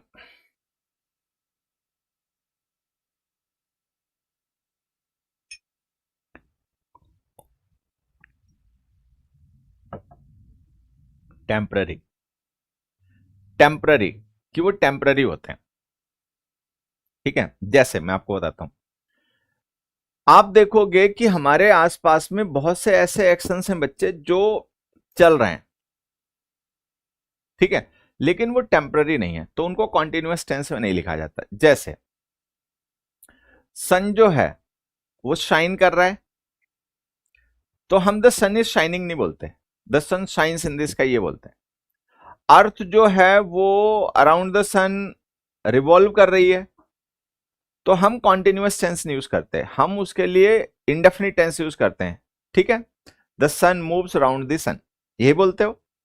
नदियां जो है वो फ्लो कर रही हैं, पहाड़ों से निकलकर समुद्र में जाती हैं, तो हम ये नहीं कहते हैं the Ganga is flowing from the Himalayas towards the way of Bengal, हम बोलते हैं the Ganga flows from the Himalayas to the best way of Bengal, तो हम इंडेफिनिट टेंस यूज करते हैं। तो जो कॉन्टिन्यूअस एक्शंस होते हैं ना बच्चे, उनका जो मोस्ट बेसिक फीचर होता है वो होता है उनका टेम्पररी होना, कि वो टेम्पररी होते हैं। बहुत से ऐसे एक्शंस भी हैं जो गोइंग ऑन है, जारी हैं, लेकिन चूंकि वो टेम्पररी नहीं है, वो परमानेंट वैसे ही रहते हैं, तो हम उनको इंडेफिनिट टेंस में लिखते हैं। ठीक है, ये बात समझ में आ रही है? चलो, अब मैं आपको एक क्वेश्चन पूछता हूं, हालांकि अभी मैं आज आपको क्वेश्चन समझाना सिखाना नहीं चाह रहा, उसके लिए हमारे पास बहुत टाइम है। अभी मैं आपको बस टेंस क्या होता है, टेंस में कौन कौन से बेसिक टर्म्स यूज होते हैं, कौन से ग्रामेटिकल टर्म्स हैं जो हमें पहले पता होने चाहिए, बेसिक्स हमें क्लियर हो टेंस के, तभी हम कॉन्सेप्ट सीख सकते हैं। तो मैं आपको बेसिक्स आज समझाना सिखाना चाह रहा हूं टेंस का। ठीक है, फिर हम बेसिक्स एक बार समझ लेंगे तो फिर कॉन्सेप्ट हमें सटासट समझ में आ जाएंगे। चलो, तो मैं यहां पर लिखता हूं एक सेंटेंस, आप लोग आंसर बताना। Mohan Yeats mangoes.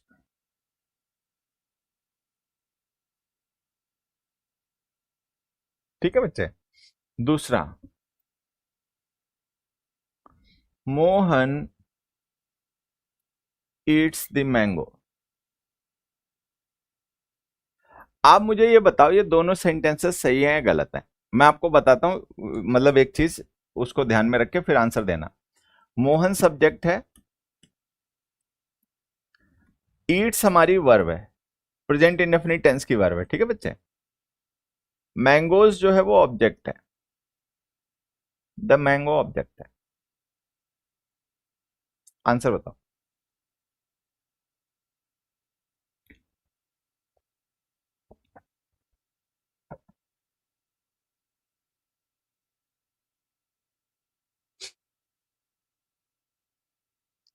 Mohan Yeats mangoes, Mohan eats the mango, दोनों सही है, दोनों गलत। अब मैं आपको बताता हूं बेसिक से पढ़ने का फायदा क्या मिलता है। जो बच्चे बेसिक से पढ़ते हैं उनको कुछ ऐसा दिखता है जो रूल से रट्टा मारने वालों को नहीं दिखता, ट्रांसलेशन करने वालों को नहीं दिखता। तो बेसिक्स इसलिए जरूरी होते हैं, लेकिन बच्चे ना कई बार बेसिक्स की इंपॉर्टेंस नहीं समझते, गलत तरीके से पढ़ते पढ़ाते रहते हैं चीजों को, और फिर कहते हैं इंग्लिश मुश्किल है, टेंस मुश्किल है। इंग्लिश टेंस मुश्किल नहीं है, हमारे कर्म ऐसे हैं कि हम नहीं समझ पाते हैं।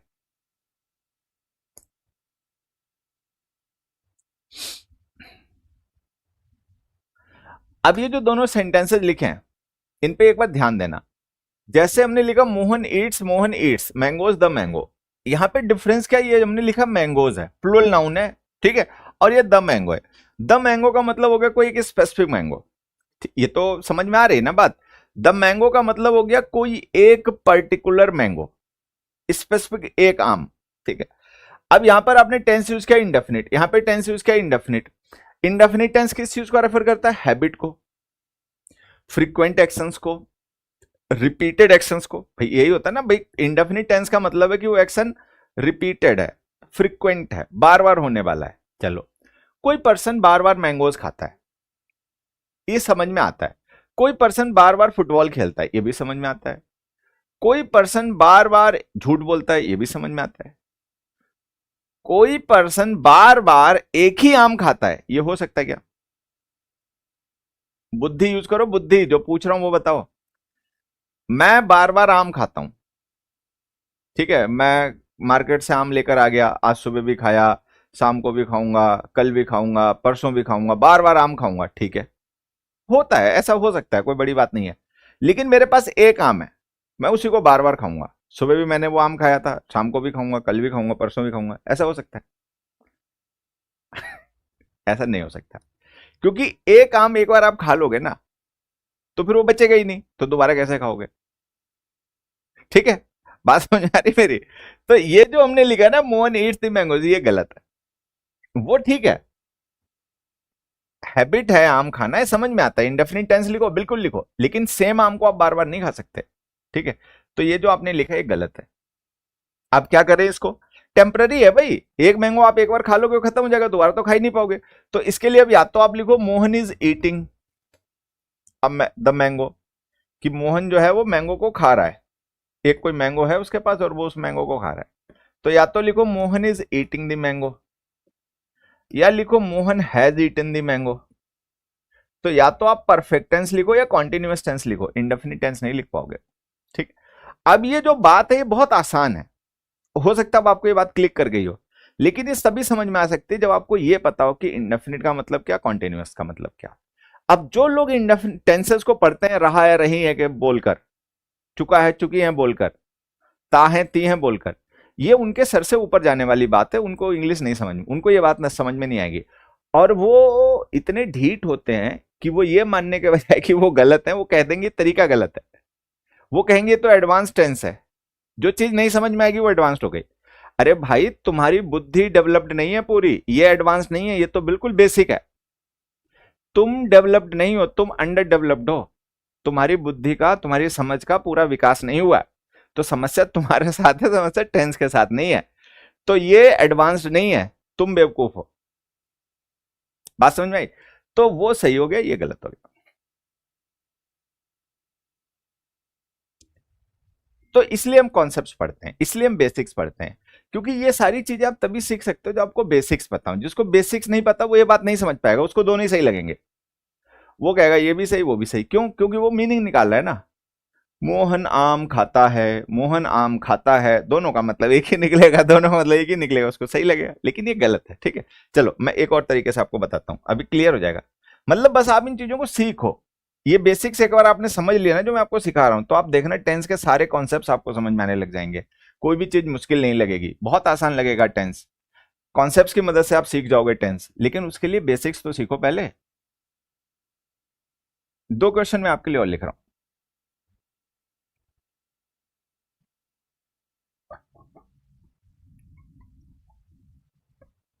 My brother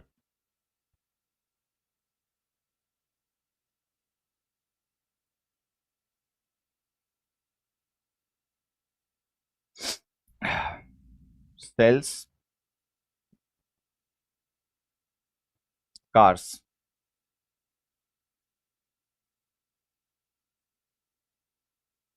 my brother sells his car.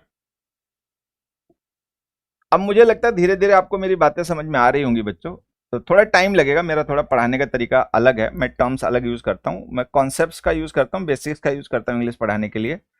Tenses, rules, अंट shunt बातें, बेमतलब का मोटिवेशन, वो यूज नहीं करता। तो आपको थोड़ा टाइम लगेगा एक बार एडजस्ट करने में, लेकिन अगर आप एडजस्ट कर पाए, मैं ये नहीं कह रहा आप एडजस्ट कर ही लोगे मेरे साथ, क्योंकि तरीका थोड़ा टेढ़ा है, कई बार लोगों को दिक्कत होती है, लेकिन अगर एडजस्ट कर लिया तो फिर बस आपका उद्धार हो गया इंग्लिश का। नहीं कर पाए तो फिर कोई बात ही नहीं, फिर तो नहीं कर पाए तो नहीं कर पाए। चलो जी बताओ। My brother sells cars, my brother sells his car. Sir जैसे कोई छोटा बच्चा एक ही आम 2 दिन से 3 दिन में खा पाए तो कैसे लिखेंगे?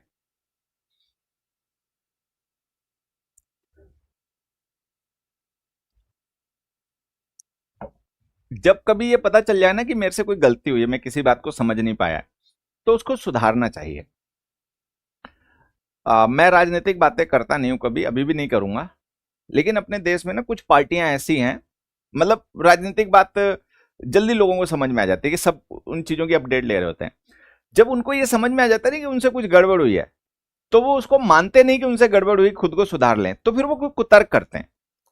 आप टीवी पर देखो, डिबेट आती ना, अलग अलग पार्टियां जो होती हैं, ठीक है, उन अलग अलग पार्टियों के स्पोक्स पर्सन आते हैं न्यूज चैनल्स पे जो डिबेट होती है, तो उनमें देखो कई बार जैसे किसी पार्टी का कोई स्पोक्स पर्सन आया है, ठीक है, तो कोई ऐसे पॉइंट पे दूसरी पार्टी के स्पोक्स पर्सन ने उसको फंसा दिया जहां पे वो खुद को डिफेंड नहीं कर सकता, तो वो कुतर्क करने लगेगा, आए साए बाएं बेमतलब की बात, चाहे लॉजिकल है नहीं है, करने लगेगा। ये आदत खराब होती है, ये आदत छोड़नी चाहिए, आपको भी छोड़नी चाहिए, मुझे भी। मैं ऐसी आदत मेरी नहीं है वैसे, ठीक है, जितना मैं खुद को जानता हूं उसके हिसाब से तो नहीं है।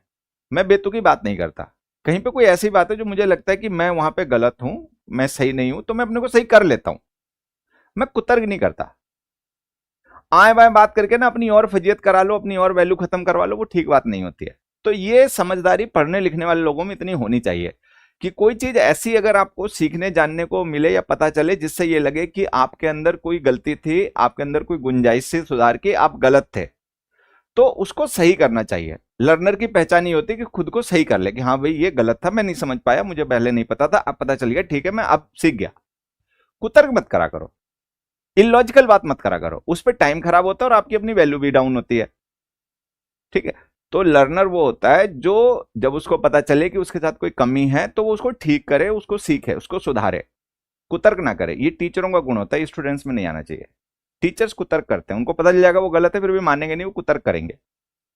स्टूडेंट्स को नहीं करना चाहिए, उनको मान लेना चाहिए कि हाँ भाई मुझे नहीं पता था, आपने बता दिया, ठीक है मैं समझ गया, आगे से ऐसा नहीं करूंगा। बेमतलब की ऐसी बात करना जो कि लॉजिकली पॉसिबल नहीं है, इलॉजिकल बात करना, साए बाएं बात करना, बेतुकी बातें करना, कुतर्क करना, ये अच्छा नहीं होता। लर्नर्स को इस झंझट में नहीं पढ़ना चाहिए, इनसे बचा करो, नहीं तो फिर मैं बहुत ढंग से नाप देता हूं, फिर बुरा मान जाओगे मेरी बात का। चलो जी बताओ।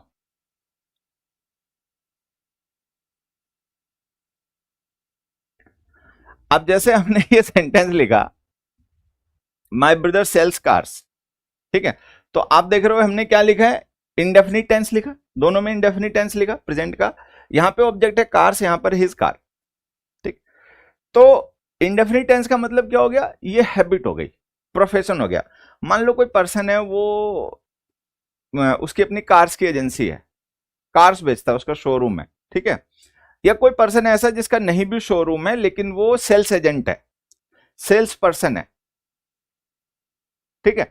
तो हम उसको इंडेफिनिट टेंस में लिख सकते हैं, माई ब्रदर सेल्स कार, कि मेरा भाई जो है वो कारें बेचता है, ठीक है, उसका अपना शोरूम है वहां बेचता है, या किसी शोरूम पे जॉब करता है वहां बेचता है, मतलब कार बेचने का उसका काम है, तो ठीक है ये उसकी हैबिट हो गई, प्रोफेशन हो गया, हैबिचुअल एक्शन हो गया, तो हमने इंडेफिनिट टेंस लिख दिया। अब हमने लिखा माई brother sells his car, his car का मतलब एक स्पेसिफिक कार, जैसे यहाँ पे द मैंगो का मतलब था एक स्पेसिफिक मैंगो, ठीक है, हिज कार का मतलब हो गया एक स्पेसिफिक कार, ठीक है। क्या अब कोई एक स्पेसिफिक कार है आप उसको बार बार बेच सकते हो?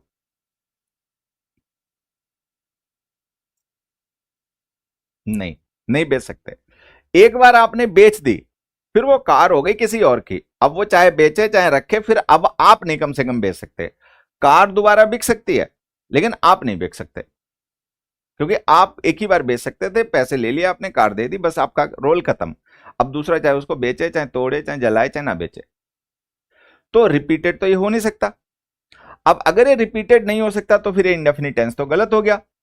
अब कौन सा टेंस यूज करें, तो या तो कॉन्टिन्यूअस यूज करो या परफेक्ट यूज करो, या तो लिखो my brother is selling his car, या लिखो my brother has sold his car, अलग अलग कॉन्टेक्स्ट में दोनों जस्टिफाइबल होंगे।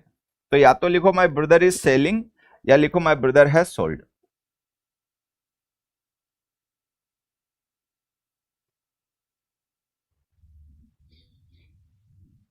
करेक्ट है, माई ब्रदर इज सेलिंग इस कार, ठीक है, मान लो उसने सेल पे अपनी कार लगा रखी है, ठीक है, मतलब वो बेचने के लिए अपनी तरफ से पूरा तैयार है, उसने पूरा माहौल बना रखा है, खरीदार को ढूंढ रहा है, मिल जाएगा खरीदार तो सेल पूरी हो जाएगी, ट्रांजेक्शन पूरी हो जाएगी। जब तक खरीदार, बहुत से लोग होते हैं जैसे जो पुरानी कारें जहीं पे जहां पे बिकती हैं, ठीक है, तो ले जाके अपनी कार वहां पे रख के आ गए कि भाई मुझे अपनी कारें बेचनी है, ये रख लो, ठीक है। तो इस सेलिंग का मतलब he has put it on sale, कि उसने अपनी कार को सेल पे डाल दिया है। जब कोई खरीदार मिल जाएगा, ट्रांजेक्शन कंप्लीट हो जाएगी, तो हम कह देंगे he has sold this car. बात समझ में आई? तो ये ठीक हो गया बच्चों। चलो, तो बेसिक से ना, ये जो मैं आपको बेसिक समझा रहा हूँ, ये क्वेश्चन मैं आपको अभी क्वेश्चन नहीं करवाना चाहता, क्वेश्चंस के लिए हमारे पास बहुत टाइम है, मैं टेंस को बहुत डिटेल में पढ़ाता हूँ, 10-12 क्लास में हम टेंस पूरा करेंगे, सारी बारीकियां आपको समझा दूंगा, सारी चीजें सिखा दूंगा। लेकिन फिर भी मुझे लगा अगर ये क्वेश्चंस आपके साथ डिस्कस कर लूंगा ना, तो आपको ग्रेविटी समझ में आ जाएगी कि हमारे लिए बेसिक्स कितने जरूरी क्यों होते हैं। नहीं तो बहुत से बच्चे होते हैं ना, वो बेसिक सीखने के मूड में ही नहीं होते ना हुए तो ठीक है, लेकिन वो अपना नुकसान कर लेते हैं। उनको पहली क्लास से क्वेश्चन चाहिए, कॉन्सेप्ट बेसिक ये सब खा जाते हैं, उसकी जरूरत नहीं है उनको, बस क्वेश्चन बताओ, आंसर बताओ, रट्टा मार के घूमते रहेंगे।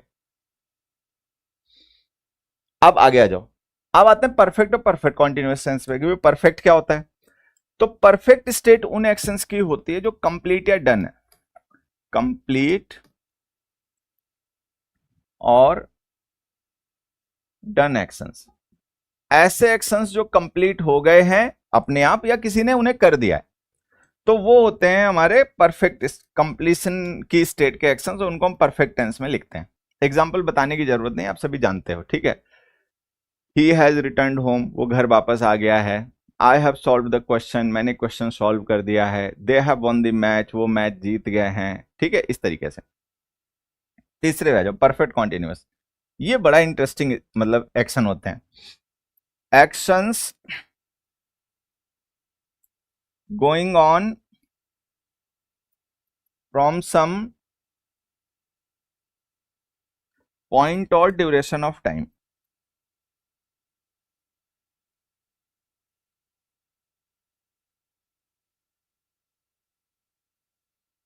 ठीक है। ऐसे एक्शंस जो गोइंग ऑन है, गोइंग ऑन का मतलब चल रहे हैं, ऑन भी लिखना था यहां पे, ठीक है। Actions going on from some point और ड्यूरेशन ऑफ टाइम, ऐसे एक्शंस जो किसी एक पॉइंट ऑफ टाइम से या एक ड्यूरेशन ऑफ टाइम से चल रहे हैं अभी भी, तो उनको हम परफेक्ट कॉन्टिन्यूअस टेंस में लिखते हैं। ऐसी क्या मजबूरी हो जाती है, क्यों उनको हम परफेक्ट कॉन्टिन्यूअस टेंस में लिखते हैं, ये मैं आपको एग्जांपल की मदद से समझाता हूं। देखो बच्चों, एक मिनट, इसको स्लाइड को आगे करते हैं। एक क्वेश्चन देखिए सभी लोग,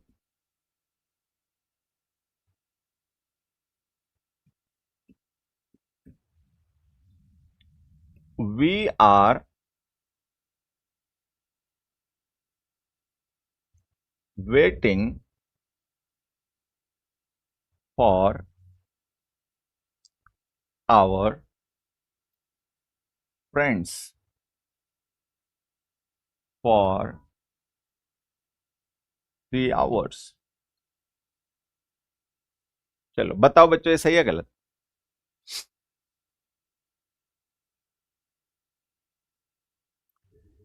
तुम लोग वास्तव में बहुत मोटी बुद्धि के हो।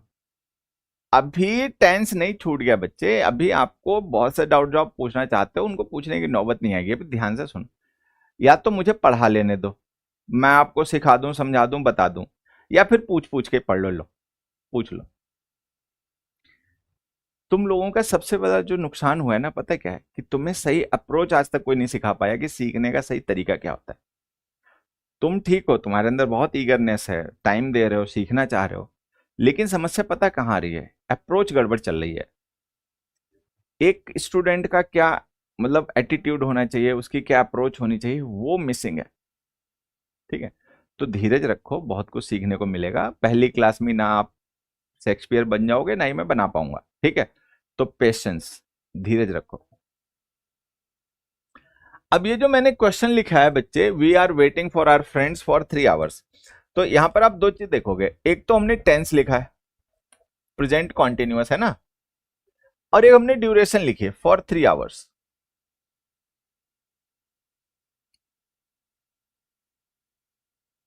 ठीक। आप मुझे एक चीज बताओ, अगर इस सेंटेंस में ये फॉर 3 hours ना लिखा हो तो ये सही है गलत?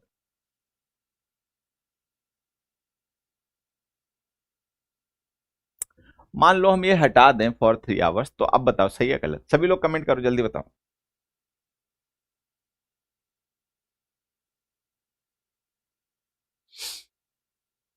सही है, तब ये सही है, फिर इसमें कोई गड़बड़ नहीं है।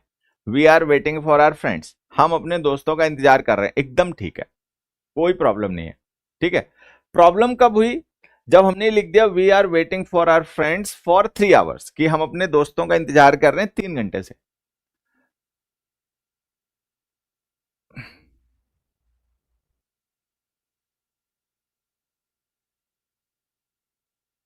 सर आपसे नहीं मिलता तो इंग्लिश की रियलिटी से कभी जागरूक नहीं होता।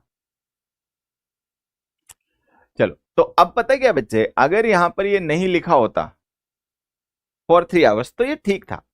अब हमें ये समझना है कि अगर हम फॉर 3 आवर्स ना लिखें तो ये ठीक हो जा रहा है, लिख दें तो ये गलत हो जा रहा है, ऐसा क्यों? अब ये कई बार हमें पता नहीं होता है, हम रट मारते हैं कि फॉर लिखा है तो परफेक्ट कॉन्टिन्यूअस टेंस आएगा, हालांकि ऐसा नहीं है।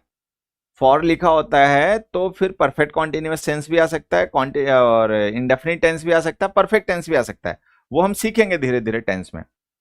तो हमने ना उसको रट रखा होता है। मैं चाहता हूं हम इसको समझें कि ऐसा हम क्यों कर रहे हैं। ठीक है, तो समझने के लिए आपको थोड़े से बेसिक्स क्लियर करने पड़ेंगे। कुछ बेसिक टर्म्स हैं जो अगर आपने पहले मुझसे कभी इंग्लिश नहीं पढ़ी है तो मैं एकदम श्योर हूं कि आपने वो कभी पहले सुने भी नहीं होंगे, तो आपको अटपटे लगेंगे, लेकिन आप लोग समझदार हो, मैं आप पे भरोसा करता हूं, तो आप सीख जाओगे। ठीक है, देखो,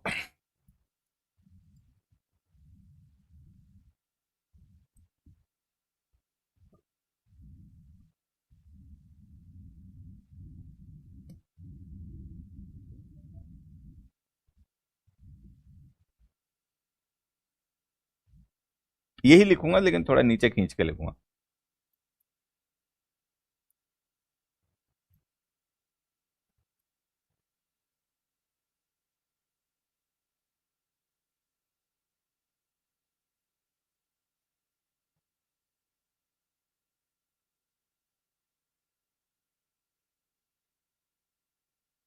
ठीक है, मैं फिर से आपको बता रहा हूं, अगर आपने ये जो मैं अब आपको बताने जा रहा हूं थोड़ा ध्यान से सुनना समझना, ये आपको एकदम नया लगेगा। ठीक है, हो सकता है आप नहीं, मतलब हो क्या सकता है अगर आपने मुझसे पहले कभी इंग्लिश नहीं पढ़ी है ठीक है, तो आपने कभी सुने भी नहीं होंगे वर्ड्स। ठीक, इस तरीके से आपको पता भी नहीं होगा कि टेंस को ऐसे सीखा जाता है, तो थोड़ा आपको अटपटा लगेगा, नया लगेगा, लेकिन ये बहुत इफेक्टिव है और बहुत जरूरी है टेंस को सीखने समझने के लिए। देखो कि जब हम टाइम एक्सप्रेशन की बात करते हैं तो इंग्लिश में टाइम को एक्सप्रेस किया जाता है दो तरीके से बच्चे। एक तो हम टाइम को एक्सप्रेस करते हैं पॉइंट में, दूसरा हम टाइम को एक्सप्रेस करते हैं ड्यूरेशन में। ये सबको पता है, 3 आवर्स क्या है, ड्यूरेशन है, 3 PM क्या है, पॉइंट है, संडे क्या है, पॉइंट है, 2 डेज क्या है, ड्यूरेशन है, 2025 क्या है, पॉइंट है, 20 ईयर्स क्या है, ड्यूरेशन है। ये सबको पता है। ठीक है, चलो, ये टाइम एक्सप्रेशन होते हैं कि टाइम के दो एक्सप्रेशन होते हैं, एक पॉइंट होता है, एक ड्यूरेशन होता है। ड्यूरेशन के साथ फॉर प्रिपोजिशन लिखी जाती है, पॉइंट के साथ सिंस लिखा जाता है। ठीक, अब टाइम रेफरेंसेस भी दो होते हैं, एक होता है टाइम ऑफ इवेंट, ठीक है, और एक होता है टाइम ऑफ रिपोर्टिंग। ये दोनों आपने पहले कभी नहीं सुने होंगे, वो तो सुने होंगे, बस ये नहीं आपको पता होगा ये होते क्या हैं, टाइम एक्सप्रेशंस होते हैं। ठीक है, ये जो मैं लिख रहा हूं ये आपने पहले कभी सुना भी नहीं होगा, टेंस पढ़ लिया होगा रट्टा वट्टा मार के, रूल वूल एक्सेप्शन से, कोई मोटिवेशन की बात मार दी होगी टीचर ने, ठीक है, पढ़ाने वाले ने, माँ बाप की अमीरी गरीबी की बात कर दी होगी, सपनों अपनों की। ठीक है, और आप भावनाओं में बह गए होगे, टेंस पे से ध्यान हटके चला गया होगा इमोशन पर। ठीक है, तो ये सीखना है, टाइम ऑफ इवेंट और टाइम ऑफ रिपोर्टिंग। सर ये तो नहीं पढ़े मैंने, और वो मुझे पहले से पता नहीं पढ़े होंगे। ठीक है, जबरदस्ती करके तो टेंस सीखा जा रहा है, सिखाया जा रहा है। देखो, टाइम ऑफ इवेंट का मतलब होता है बच्चे वो टाइम जिस समय कोई काम हुआ।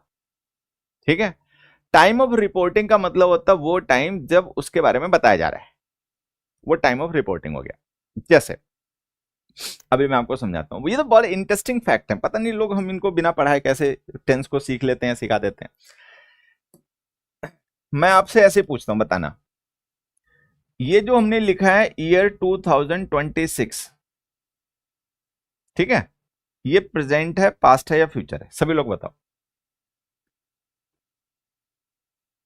सर हिंदी बैकग्राउंड से हैं, पहली बार इंग्लिश पढ़ रहे हैं, मेरा मन कर रहा है कि तुझे कैमरे से बाहर निकालेंगे ना बहुत मारूं। मैं भी हिंदी बैकग्राउंड से हूं मेरे भाई। मैंने अपनी सारी पढ़ाई ही हिंदी मीडियम से की है। 12वीं तक गवर्नमेंट स्कूल्स में पढ़ा हूं, ठीक है, और ठेठ देहात से हूं। तो जब कोई बच्चा मेरे सामने ये कहता है ना कि मैं तो बिहार से हूं सर जी, मैं तो यूपी से हूं, मैं तो गांव से हूं, रूरल बैकग्राउंड से हूं, मैं तो हिंदी मीडियम से हूं, तो मुझे लगता है कि पता नहीं ये कितना गिरा हुआ बच्चा है, ठीक है। इसको ये लगता है कि हिंदी मीडियम वाले लोग मतलब इंग्लिश नहीं सीख सकते, गांव के लोग इंग्लिश नहीं सीख सकते। भाई मैं गांव से ही हूं, 2010 में दिल्ली आया, उससे पहले मैं गांव में ही रहा अपने जीवन के 25 साल, ठीक है। तो ये कोई माने कि नहीं मैं तो गांव से हूं तो मैं तो बहुत अनपढ़ हूं, मुझे तो इंग्लिश समझ में ही नहीं आएगी, ये बदतमीजी मत दिया करो। ये आपकी मेंटेलिटी गलत है, आप खुद को ही अपनी नजरों में गिरा हुआ पाते हो, आप खुद ही अपनी तौहीन कर रहे हो, ये बेकार की बात होती है, इसका कोई मतलब नहीं होता। हिंदी मीडियम से जो पढ़े होते हैं उनको समझ नहीं होती, उनमें सेंस नहीं होता, उनमें लॉजिक नहीं होती, वो लॉजिक नहीं समझते, तर्क नहीं समझते। क्या गजब की बात करते हो यार, रीजनिंग के लॉजिक समझ में नहीं आते, मैथ्स के कॉन्सेप्ट्स लॉजिक समझ में नहीं आते, तो इंग्लिश के भी आएंगे ना जब कोई समझाएगा सिखाएगा तब। जब इंग्लिश के कॉन्सेप्ट्स लॉजिक्स को आप सीखोगे ही नहीं, आपको सिखाए जाएंगे ही नहीं, तो वो समझ में भी नहीं आएंगे। हिंदी मीडियम का जो आदमी होता है वो पागल होता है क्या, उसकी समझ काम नहीं करती, वो बेतुकी बातें करता है क्या, उसको लॉजिक समझ में नहीं आता, कॉन्सेप्ट समझ में नहीं आते। हिंदी मीडियम से गांव से कोई होता है तो वो बैल होता है क्या, क्या गजब बात करते हो जी। अपनी कमी को जनरलाइज कर दे रहे हो, मतलब दिक्कत तुम्हारी है कि तुम्हें बुद्धि नहीं है, तुम्हें समझ नहीं है, तुम्हें पढ़ने का सलीका नहीं है, तुम्हें किसी ने ढंग से पढ़ाया नहीं है, प्रॉब्लम तुम्हारी है। ये सारे हिंदी मीडियम वालों की नहीं है ना, मैं भी हिंदी मीडियम का स्टूडेंट रहा हूं, ये सभी गांव वालों की भी दिक्कत नहीं है। मैं 20 ऐसे टीचर को जानता हूं जो मेरे फ्रेंड सर्कल में हैं और सब रूरल बैकग्राउंड से हैं, गांव देहात के हैं, और गजब पढ़ाते हैं जी। तो अपनी बदतमीजी को जनरलाइज मत करो। तुम्हारी बुद्धि का विकास नहीं हुआ, तुम सही तरीके से पढ़ना सीखना नहीं जानते, तुम्हें सही तरीके से पढ़ना सीखना किसी ने नहीं समझाया बताया, तो तुम उसको जनरलाइज कर रहे हो। तुम ये साबित करना चाहते हो गांव के लोग पागल होते हैं, उनको कॉन्सेप्ट लॉजिक समझ में नहीं आता, तर्क समझ में नहीं आता। ऐसे नहीं होता भाई, बेतुकी बात करते हो उल्लुओं वाली। चलो, तो ये जो 2026 है ना बच्चे, आप क्षमा प्रार्थी, आप कह रहे हैं क्षमा प्रार्थी, तो पहले सोच के बोलता ना ये बात, बिना सोचे बोल दी।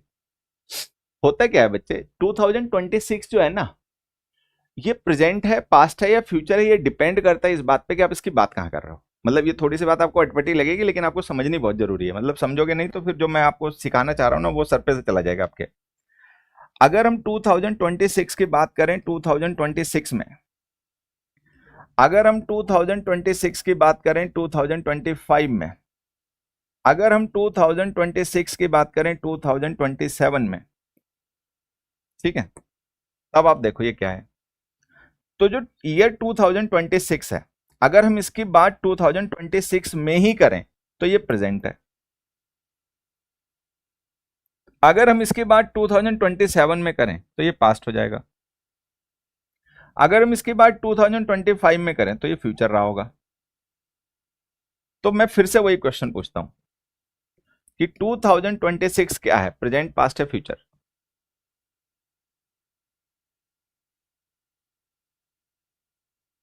तो आंसर है ये डिपेंड करता है। 2026 प्रेजेंट है, पास्ट है या फ्यूचर है, वो इस बात पे डिपेंड करता है कि आप उसको रेफर कहां से कर रहे हो, ठीक है। ये बहुत बेसिक बातें हैं बच्चे, किसी को भी समझ में आनी चाहिए, मैं फिर भी आपको समझाता हूं। देखो, अगर हम आज बात करें 2026 की, तो ये हमारा प्रेजेंट ईयर है क्योंकि 2026 अभी चल रहा है, लेकिन जब हमने 2025 में इसकी बात की होगी, ठीक है, तो ये हमारे लिए पास्ट रहा होगा, सॉरी फ्यूचर रहा होगा। अगर हम अगले साल 2027 में बात करेंगे 2026 की, तो ये हमारे लिए पास्ट हो जाएगा। कहने का मतलब 2026 प्रेजेंट है, पास्ट है या फ्यूचर है, वो डिपेंड करता है इस बात पे कि आप उसकी बात कहां से कर रहे हो, आपका टाइम ऑफ रिपोर्टिंग क्या है। अगर टाइम ऑफ रिपोर्टिंग 2026 है तो ये प्रेजेंट है, अगर आपका टाइम ऑफ रिपोर्टिंग 2025 है तो ये फ्यूचर है, अगर आपका टाइम ऑफ रिपोर्टिंग 2027 है तो ये पास्ट है।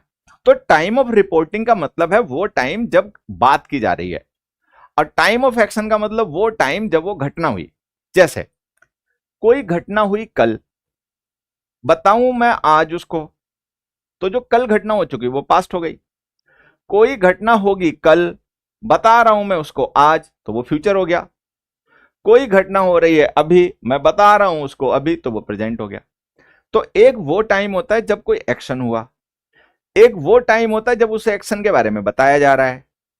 तो जब बताया जा रहा होता है उससे हम रिलेट करके ये देखते हैं कि वो जो एक्शन है वो बताए जाने वाले समय से पहले का है तो पास्ट का है, बाद का है तो फ्यूचर का है, उसी समय का है तो प्रेजेंट का है। चलो, अब ये जो बात मैंने आपको बताई है, ये अगर बुद्धि में आई है तो ओके कमेंट करो, नहीं समझ में आई, कुछ पूछना चाह रहे हो तो पूछ लो। बाकी थोड़ा सा मैं आपके दिमाग की एक्सरसाइज करवाऊंगा आज, तब भी टेंस समझ में आएगा। नहीं तो फिर वही मुझे भी रूल पढ़ाने पड़ेंगे, मुझे पसंद नहीं है। Rules are for fools, rules मूर्खों के लिए होते हैं। जो लोग समझ नहीं सकते, समझा नहीं सकते, वो रूल्स पढ़ते हैं। जो समझ सकते हैं, समझा सकते हैं, वो बेसिक्स पढ़ते हैं, कॉन्सेप्ट्स पढ़ते हैं।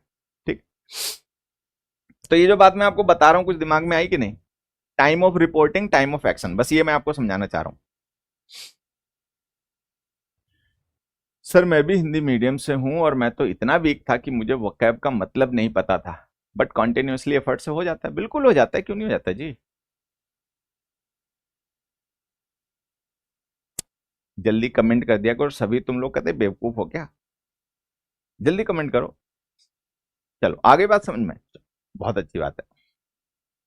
अब यहां आओ, यहां हमने लिखा कि we are waiting for our friends for 3 hours, कि हम अपने दोस्तों का इंतजार कर रहे हैं 3 घंटे से। ठीक है, तो अगर हम ये बात बता रहे हैं कि 3 घंटे से इंतजार कर रहे हैं, तो ये बात हम किस समय बता रहे हैं? कोई तो एक टाइम होगा जिस समय बात कही जा रही है। ठीक है, तो मान लेते हैं जैसे अभी 12 बज रहे हैं, तो हम मान लेते हैं कि ये बात हम कह रहे हैं 12 बजे, 12 o'clock। ठीक है, हम 12 बजे ये कह रहे हैं कि हम 3 घंटे से अपने दोस्तों का इंतजार कर रहे हैं। तो 3 घंटे से दोस्तों का इंतजार करने का मतलब हमने दोस्तों का इंतजार कब शुरू किया होगा? 9 बजे। ठीक है, तो ये काम शुरू हुआ 9 बजे, 12 बजे तक ये हो चुका है और हम इसके बारे में बता रहे हैं। ठीक है, ये टाइम ऑफ रिपोर्टिंग हो गया। लेकिन जिस एक्शन के बारे में हमें रिपोर्ट कर रहे हैं वो एक्शन अभी बंद नहीं हुआ। 9 बजे से लेकर 12 बजे तक वो हो चुका है, 3 घंटे हो गए उसको पूरे। ठीक है, लेकिन वो भी बंद नहीं हुआ, वो आगे भी चलता रहेगा जब तक दोस्त नहीं आ जाते। हो सकता है 10 मिनट में आ जाए, हो सकता है 2 घंटे और भी लग जाएं।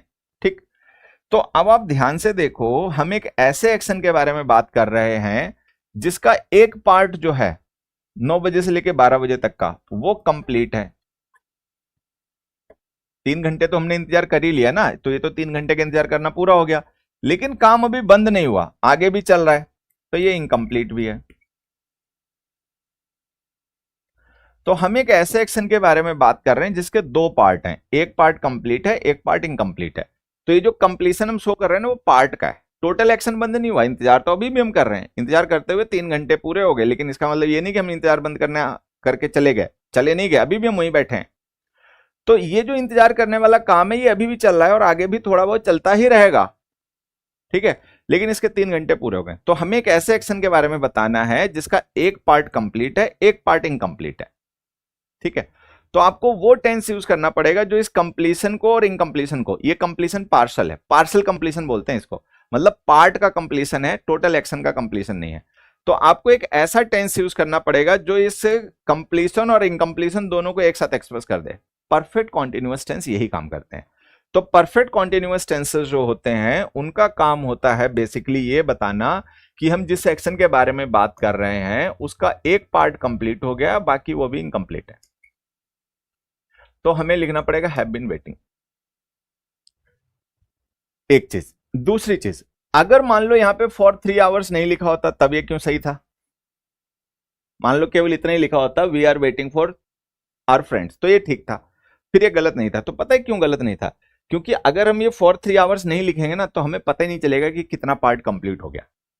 वो जो पार्ट कंप्लीट हुआ है ना उसका हमें पता तभी चल पाता है, ठीक है, जब या तो हम वो ड्यूरेशन लिख दें, ठीक है, या हम वो पॉइंट लिख दें जहां से वो काम स्टार्ट हुआ, अदरवाइज उसका पता नहीं चल सकता। देखो, अगर हम मान लो पॉइंट मेंशन कर दें तो ड्यूरेशन अपने आप पता चल जाती है। मान लो मैं 12 बजे ये कहूं कि मैं 9 बजे से इंतजार कर रहा हूं, तो अगर ये बात मैं 12 बजे कह रहा हूं कि मैं 9 बजे से इंतजार कर रहा हूं तो इसका मतलब मुझे इंतजार करते हुए 3 घंटे हो गए। अगर मैं 12 बजे ये कहूं कि मैं 3 घंटे से इंतजार कर रहा हूं तो इसका मतलब मैंने 9 बजे इंतजार करना शुरू किया होगा। तो जब हम पॉइंट लिखते हैं तो ड्यूरेशन अपने आप अंडरस्टूड हो जाती है, ड्यूरेशन लिखते हैं तो पॉइंट अंडरस्टूड हो जाता है। तो इससे फर्क नहीं पड़ता आपने पॉइंट लिखा है ड्यूरेशन लिखा, जब आप किसी ऑनगोइंग एक्शन के साथ में उसका पॉइंट या उसका ड्यूरेशन ऑफ टाइम लिख देते हो तो ये पता चल जाता है कि उस एक्शन का एक पार्ट कंप्लीट हो चुका है, लेकिन वो आगे अभी कंटिन्यू है, इनकम्प्लीट भी है। तो हम ना वहां पे परफेक्ट टेंस यूज कर पाते हैं, ना कॉन्टिन्यूअस टेंस यूज कर पाते हैं, हम वहां पर यूज करते हैं परफेक्ट कॉन्टिन्यूअस टेंस। बात समझ में आई? तो वो परफेक्ट कॉन्टिन्यूअस में जो पार्ट कंप्लीट हो गया होता है ना, उसका पता तभी चलता है जब या तो आप पॉइंट ऑफ टाइम लिखो या ड्यूरेशन ऑफ टाइम लिखो। उससे कोई फर्क नहीं पड़ता आपने क्या लिखा, आप ड्यूरेशन लिखोगे तो पॉइंट अपने आप पता चल जाएगा कहां से स्टार्ट हुआ काम, आप पॉइंट लिखोगे तो ड्यूरेशन अपने आप पता चल जाएगी कितना हो चुका काम। तो चाहे पॉइंट लिखो या ड्यूरेशन, तो इस वजह से होता क्या है कि जो गोइंग ऑन एक्शंस होते हैं, जो चल रहे होते हैं, अगर हम उनके साथ कोई पॉइंट या ड्यूरेशन ऑफ टाइम लिख देना तो फिर वो परफेक्ट कॉन्टिन्यूअस टेंस में लिखने पड़ते हैं, फिर वो कॉन्टिन्यूअस टेंस में नहीं यूज होते। तो ये जो परफेक्ट कॉन्टिन्यूअस स्टेट होती है बच्चे, ये जो मैंने आपको बताई, एक्शंस गोइंग ऑन फ्रॉम सब पॉइंट और ड्यूरेशन ऑफ टाइम, ऐसे एक्शंस जो चल रहे हैं किसी एक पॉइंट या ड्यूरेशन ऑफ टाइम से, तो उनको हम यहां लिख देते हैं। तो कंप्लीट या डन एक्शंस जो होते हैं वो आपके परफेक्ट टेंस में चले गए, गोइंग ऑन एक्शंस जो किसी एक पर्टिकुलर पॉइंट या ड्यूरेशन ऑफ टाइम से चालू है उनको हम परफेक्ट कॉन्टिन्यूअस टेंस में लिखते हैं। यहां तक क्लियर? चलो अब एक दो छोटी चीजें मैं आपको रिवाइज करवा के फिर कुछ क्वेश्चंस करवाता हूं। देखो,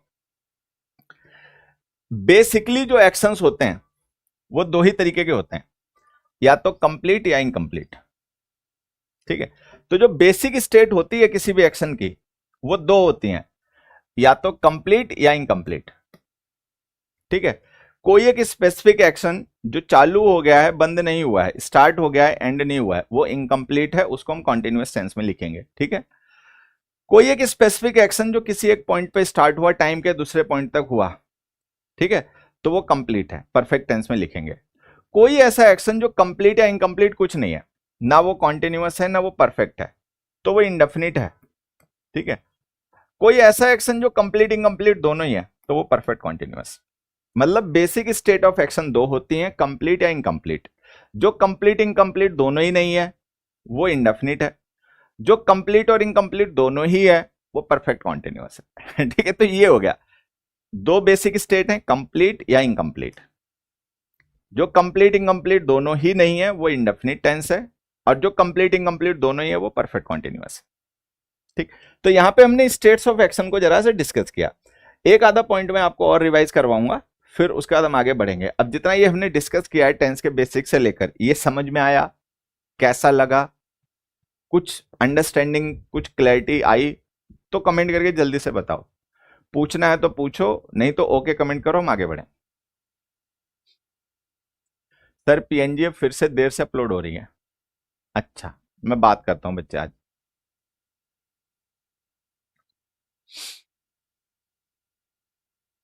मैंने ऐसे टेंस परफेक्ट कॉन्टिन्यूअस टेंस कभी भी नहीं पढ़ा। मैं वही आपको बता रहा हूं बच्चे, इंग्लिश मुश्किल नहीं है, लोग इसको पढ़ते पढ़ाते गलत तरीके से हैं, बदतमीजी की बात करते हैं। पढ़ोगे सही तरीके से नहीं फिर कहोगे इंग्लिश मुश्किल है। चलो अच्छा लगा, आगे बढ़ते हैं। मैं आपसे कुछ क्वेश्चंस लिख रहा हूं, एक बार आंसर बताना, मैं आपका दिमाग चलवाता हूं थोड़ा सा।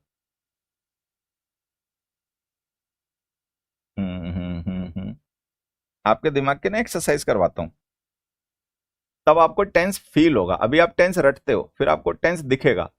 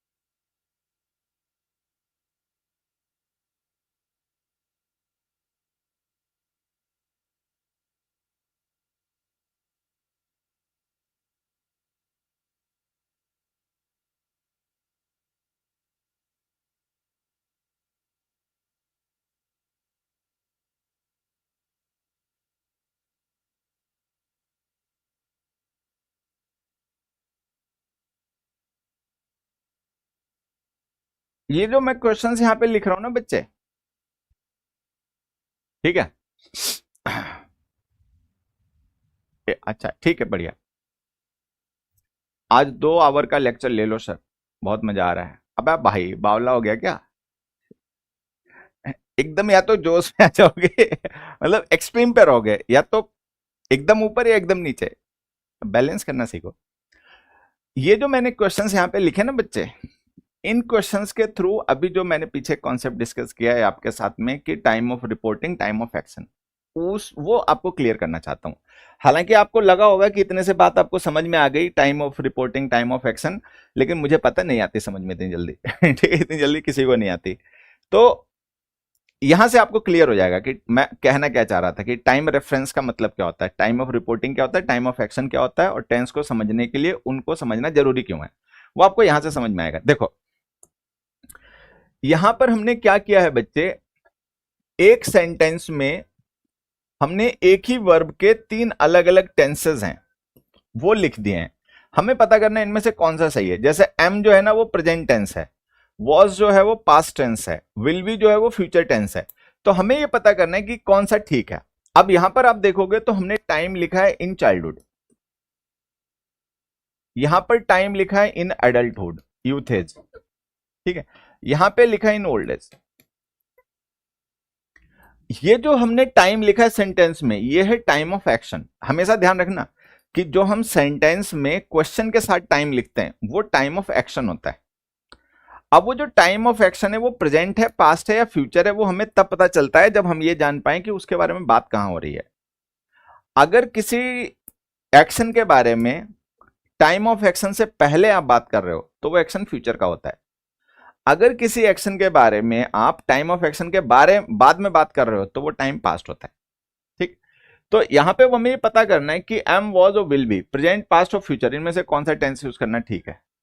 ठीक, तो अब देखो होता क्या है, यहां पर हमने 3 डिफरेंट स्टेजेस ऑफ लाइफ हैं उनको लिखा है, चाइल्डहुड, अडल्टहुड, ओल्ड एज, ये 3 डिफरेंट स्टेजेस ऑफ लाइफ हैं। ठीक है, मैं नहीं भी बताऊं आप सभी तब भी जानते होंगे कि जैसे जो कोई भी पर्सन होता है उसकी जो लाइफ होती है वो 2 पॉइंट्स के बीच का ड्यूरेशन होती है। एक पॉइंट होता है बर्थ, एक पॉइंट होता है डेथ। ठीक है, ये सबको पता है कि हमारी लाइफ क्या है। लाइफ के 2 पॉइंट्स होते हैं, एक पॉइंट जहां से लाइफ स्टार्ट होती है जिसको हम बोलते हैं बर्थ, जन्म, एक पॉइंट जहां पे लाइफ एंड हो जाती है जिसको हम बोलते हैं डेथ। ठीक है, तो ये जो 2 पॉइंट्स हैं बर्थ एंड डेथ, इनके बीच की जो ड्यूरेशन है वो लाइफ है। ठीक है, और ये जो ड्यूरेशन है इसको अगर हम कैटेगराइज करें तो इसकी 3 डिस्टिंक्ट स्टेट्स होती हैं, 3 अलग अलग अवस्थाएं होती हैं। एक अवस्था हो गई एक्स, चाइल्डहुड, एक अवस्था हो गई वाई, ठीक है, youth age, young age, adulthood, एक अवस्था हो गई जी, जेड, ठीक है, ओल्ड एज। ठीक है, और ये इसी सीक्वेंस में होती हैं, पहले चाइल्डहुड, फिर अडल्टहुड, फिर ओल्ड एज, ऐसे ही होता है ना। क्लियर, चलो। अब कोई पर्सन ये कह रहा है कि I am, was, will be shy in childhood, तो यहां पे जो टाइम ऑफ एक्शन लिखा वो क्या है, चाइल्डहुड है। तो ये बात कौन कह रहा होगा, जो चाइल्ड होगा, यंग होगा, एडल्ट होगा या ओल्ड होगा, बताओ। मतलब जो मैं आपसे पूछ रहा हूं वो ये पूछ रहा हूं कि अगर कोई पर्सन ये कह रहा है आई डैश शाई इन चाइल्डहुड, तो वो कौन बोल रहा होगा, जो एडल्टहुड में होगा वो, ओल्ड एज में होगा वो, या जो चाइल्डहुड में होगा वो। अब एक चीज हमेशा ध्यान रखना आप लोग, क्या, कि टाइम ऑफ रिपोर्टिंग और time of action usually same होता नहीं है। अगर सेम होता तो उसको लिखना बोलना नहीं पड़ता। ठीक है, मान लो मैं ये क्यों बोलूंगा आई एम शाई इन चाइल्डहुड, मैं अगर बच्चा हूं तो मैं ये नहीं बोलूंगा ना आई एम शाई इन चाइल्डहुड, मैं सीधा बोल दूंगा आई एम शाई। मैं अगर एडल्ट पर्सन हूं तो मैं ये क्यों बोलूंगा आई एम शाई इन एडल्टहुड, मैं सीधे ये बोल दूंगा I am adult, I am शाई। बेसिकली होता क्या कि जो टाइम ऑफ रिपोर्टिंग और टाइम ऑफ इवेंट होता है ना वो सेम होते नहीं है, और अगर सेम होते हैं तो उनको मेंशन नहीं किया जाता।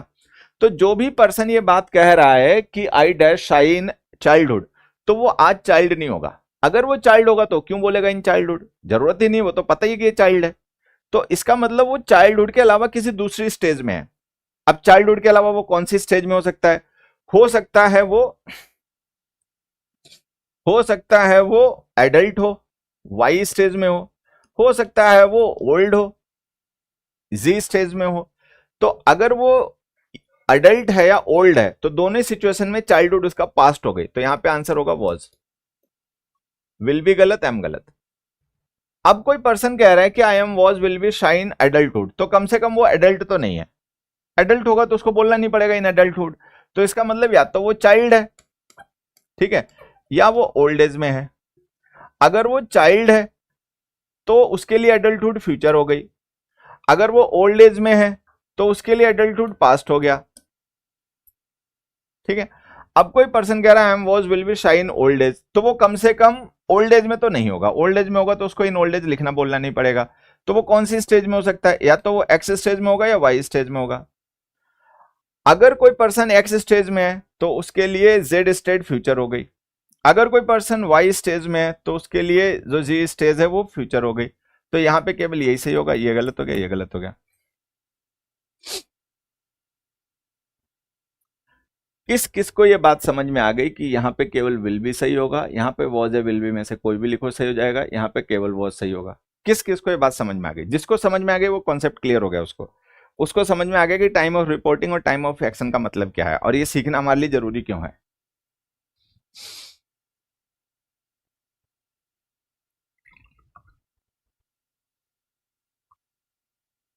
कमेंट करो जल्दी से।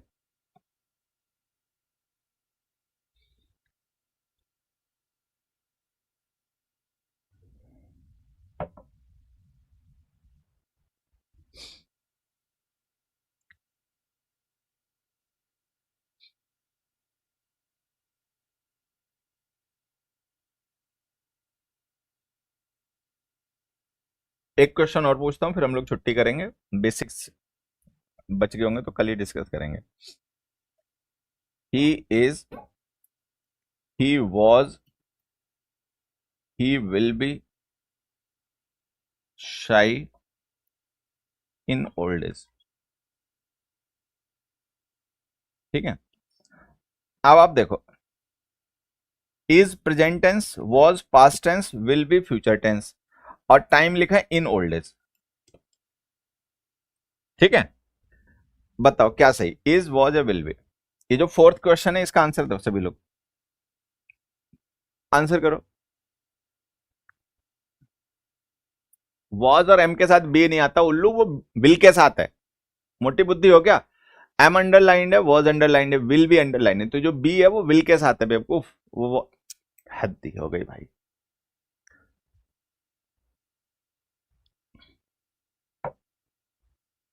इसका आंसर बताओ फोर्थ का।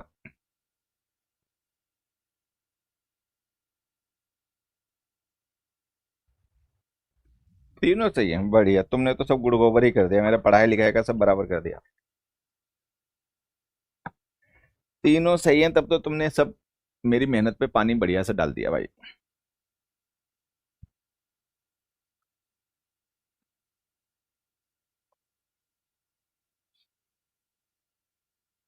देखो, जिस पर्सन के बारे में मैं बात कर रहे हैं वो पर्सन ओल्ड एज में तो नहीं होगा। ओल्ड पर्सन होगा तो हम क्यों बोलेंगे ही इज शाई इन ओल्ड एज, तब तुम सीधे यही बोल देंगे ही इज ओल्ड। तो ये बात दिमाग में छाप लो कि टाइम ऑफ रिपोर्टिंग और टाइम ऑफ एक्शन सेम होते नहीं है। अगर वो सेम होते हैं तो वो लिखे बोले नहीं जाते, वो अंडरस्टूड हो जाता है। अगर कोई बच्चा अपने बारे में बताएगा तो वो ये बताएगा आई एम शाई, वो ये नहीं बोलेगा आई एम शाई इन चाइल्डहुड। बात समझ में नहीं आ रही क्या? ये दिमाग में जा नहीं रही। अगर कोई बच्चा अपने बारे में बोलेगा तो वो क्या बोलेगा, आई एम शाई, या वो बोलेगा आई एम शाई इन चाइल्डहुड? इन चाइल्डहुड उसको बोलने की जरूरत नहीं ना, वो तो पता ही कि बच्चा है। तो टाइम ऑफ रिपोर्टिंग और टाइम ऑफ एक्शन सेम होते नहीं है। सेम होते हैं तो फिर वो लिखे बोले नहीं जाते, वो अंडरस्टूड रहते हैं। तो जिस पर्सन को लेकर हम ये बात कर रहे हैं in child in old as, तो वो ओल्ड एज में तो नहीं है। तो फिर वो कौन सी एज में हो सकता है अगर ओल्ड एज में नहीं है? तो उसकी दो सिचुएशन हो सकती हैं। एक सिचुएशन हो सकती है, एक सिचुएशन हो सकती है कि वो चाइल्ड हो, एक्स स्टेज में हो। दूसरी सिचुएशन हो सकती है कि वो वाई स्टेज में हो, ठीक है। तो दोनों ही सिचुएशन में अगर कोई चाइल्ड है और हम उसके ओल्ड एज की बात कर रहे हैं तो ओल्ड एज फ्यूचर हो गई। अगर कोई पर्सन एडल्टहुड में है और हम उसके ओल्ड एज की बात कर रहे हैं तो वो ओल्ड एज फ्यूचर हो गई, तो विल भी सही हो गया। ठीक है, आंसर समझ में आ रहा है। अब एक चीज मुझे आपको और बतानी है, बस वो और समझ लो। क्या, यहां पर जो हमारा सब्जेक्ट था बच्चे, वो सब्जेक्ट था आई। आई जो होता है वो फर्स्ट पर्सन का प्रोनाउन होता है, स्पीकर के लिए यूज किया जाता है। तो ये जो आई हम लिख रहे हैं ना, ये हम उसके लिए लिख रहे हैं जो इस बात को कह रहा है, वो स्पीकर है। यहां पर जो हमने सब्जेक्ट लिखा है वो है ही का यूज हम करते हैं थर्ड पर्सन के लिए। आई जो है जो इस बात को बोल रहा है वो जिंदा पर्सन ही होगा, ये कंफर्म है कि वो जिंदा होगा तभी वो बात कर रहा है, नहीं तो वो बोलेगा कैसे।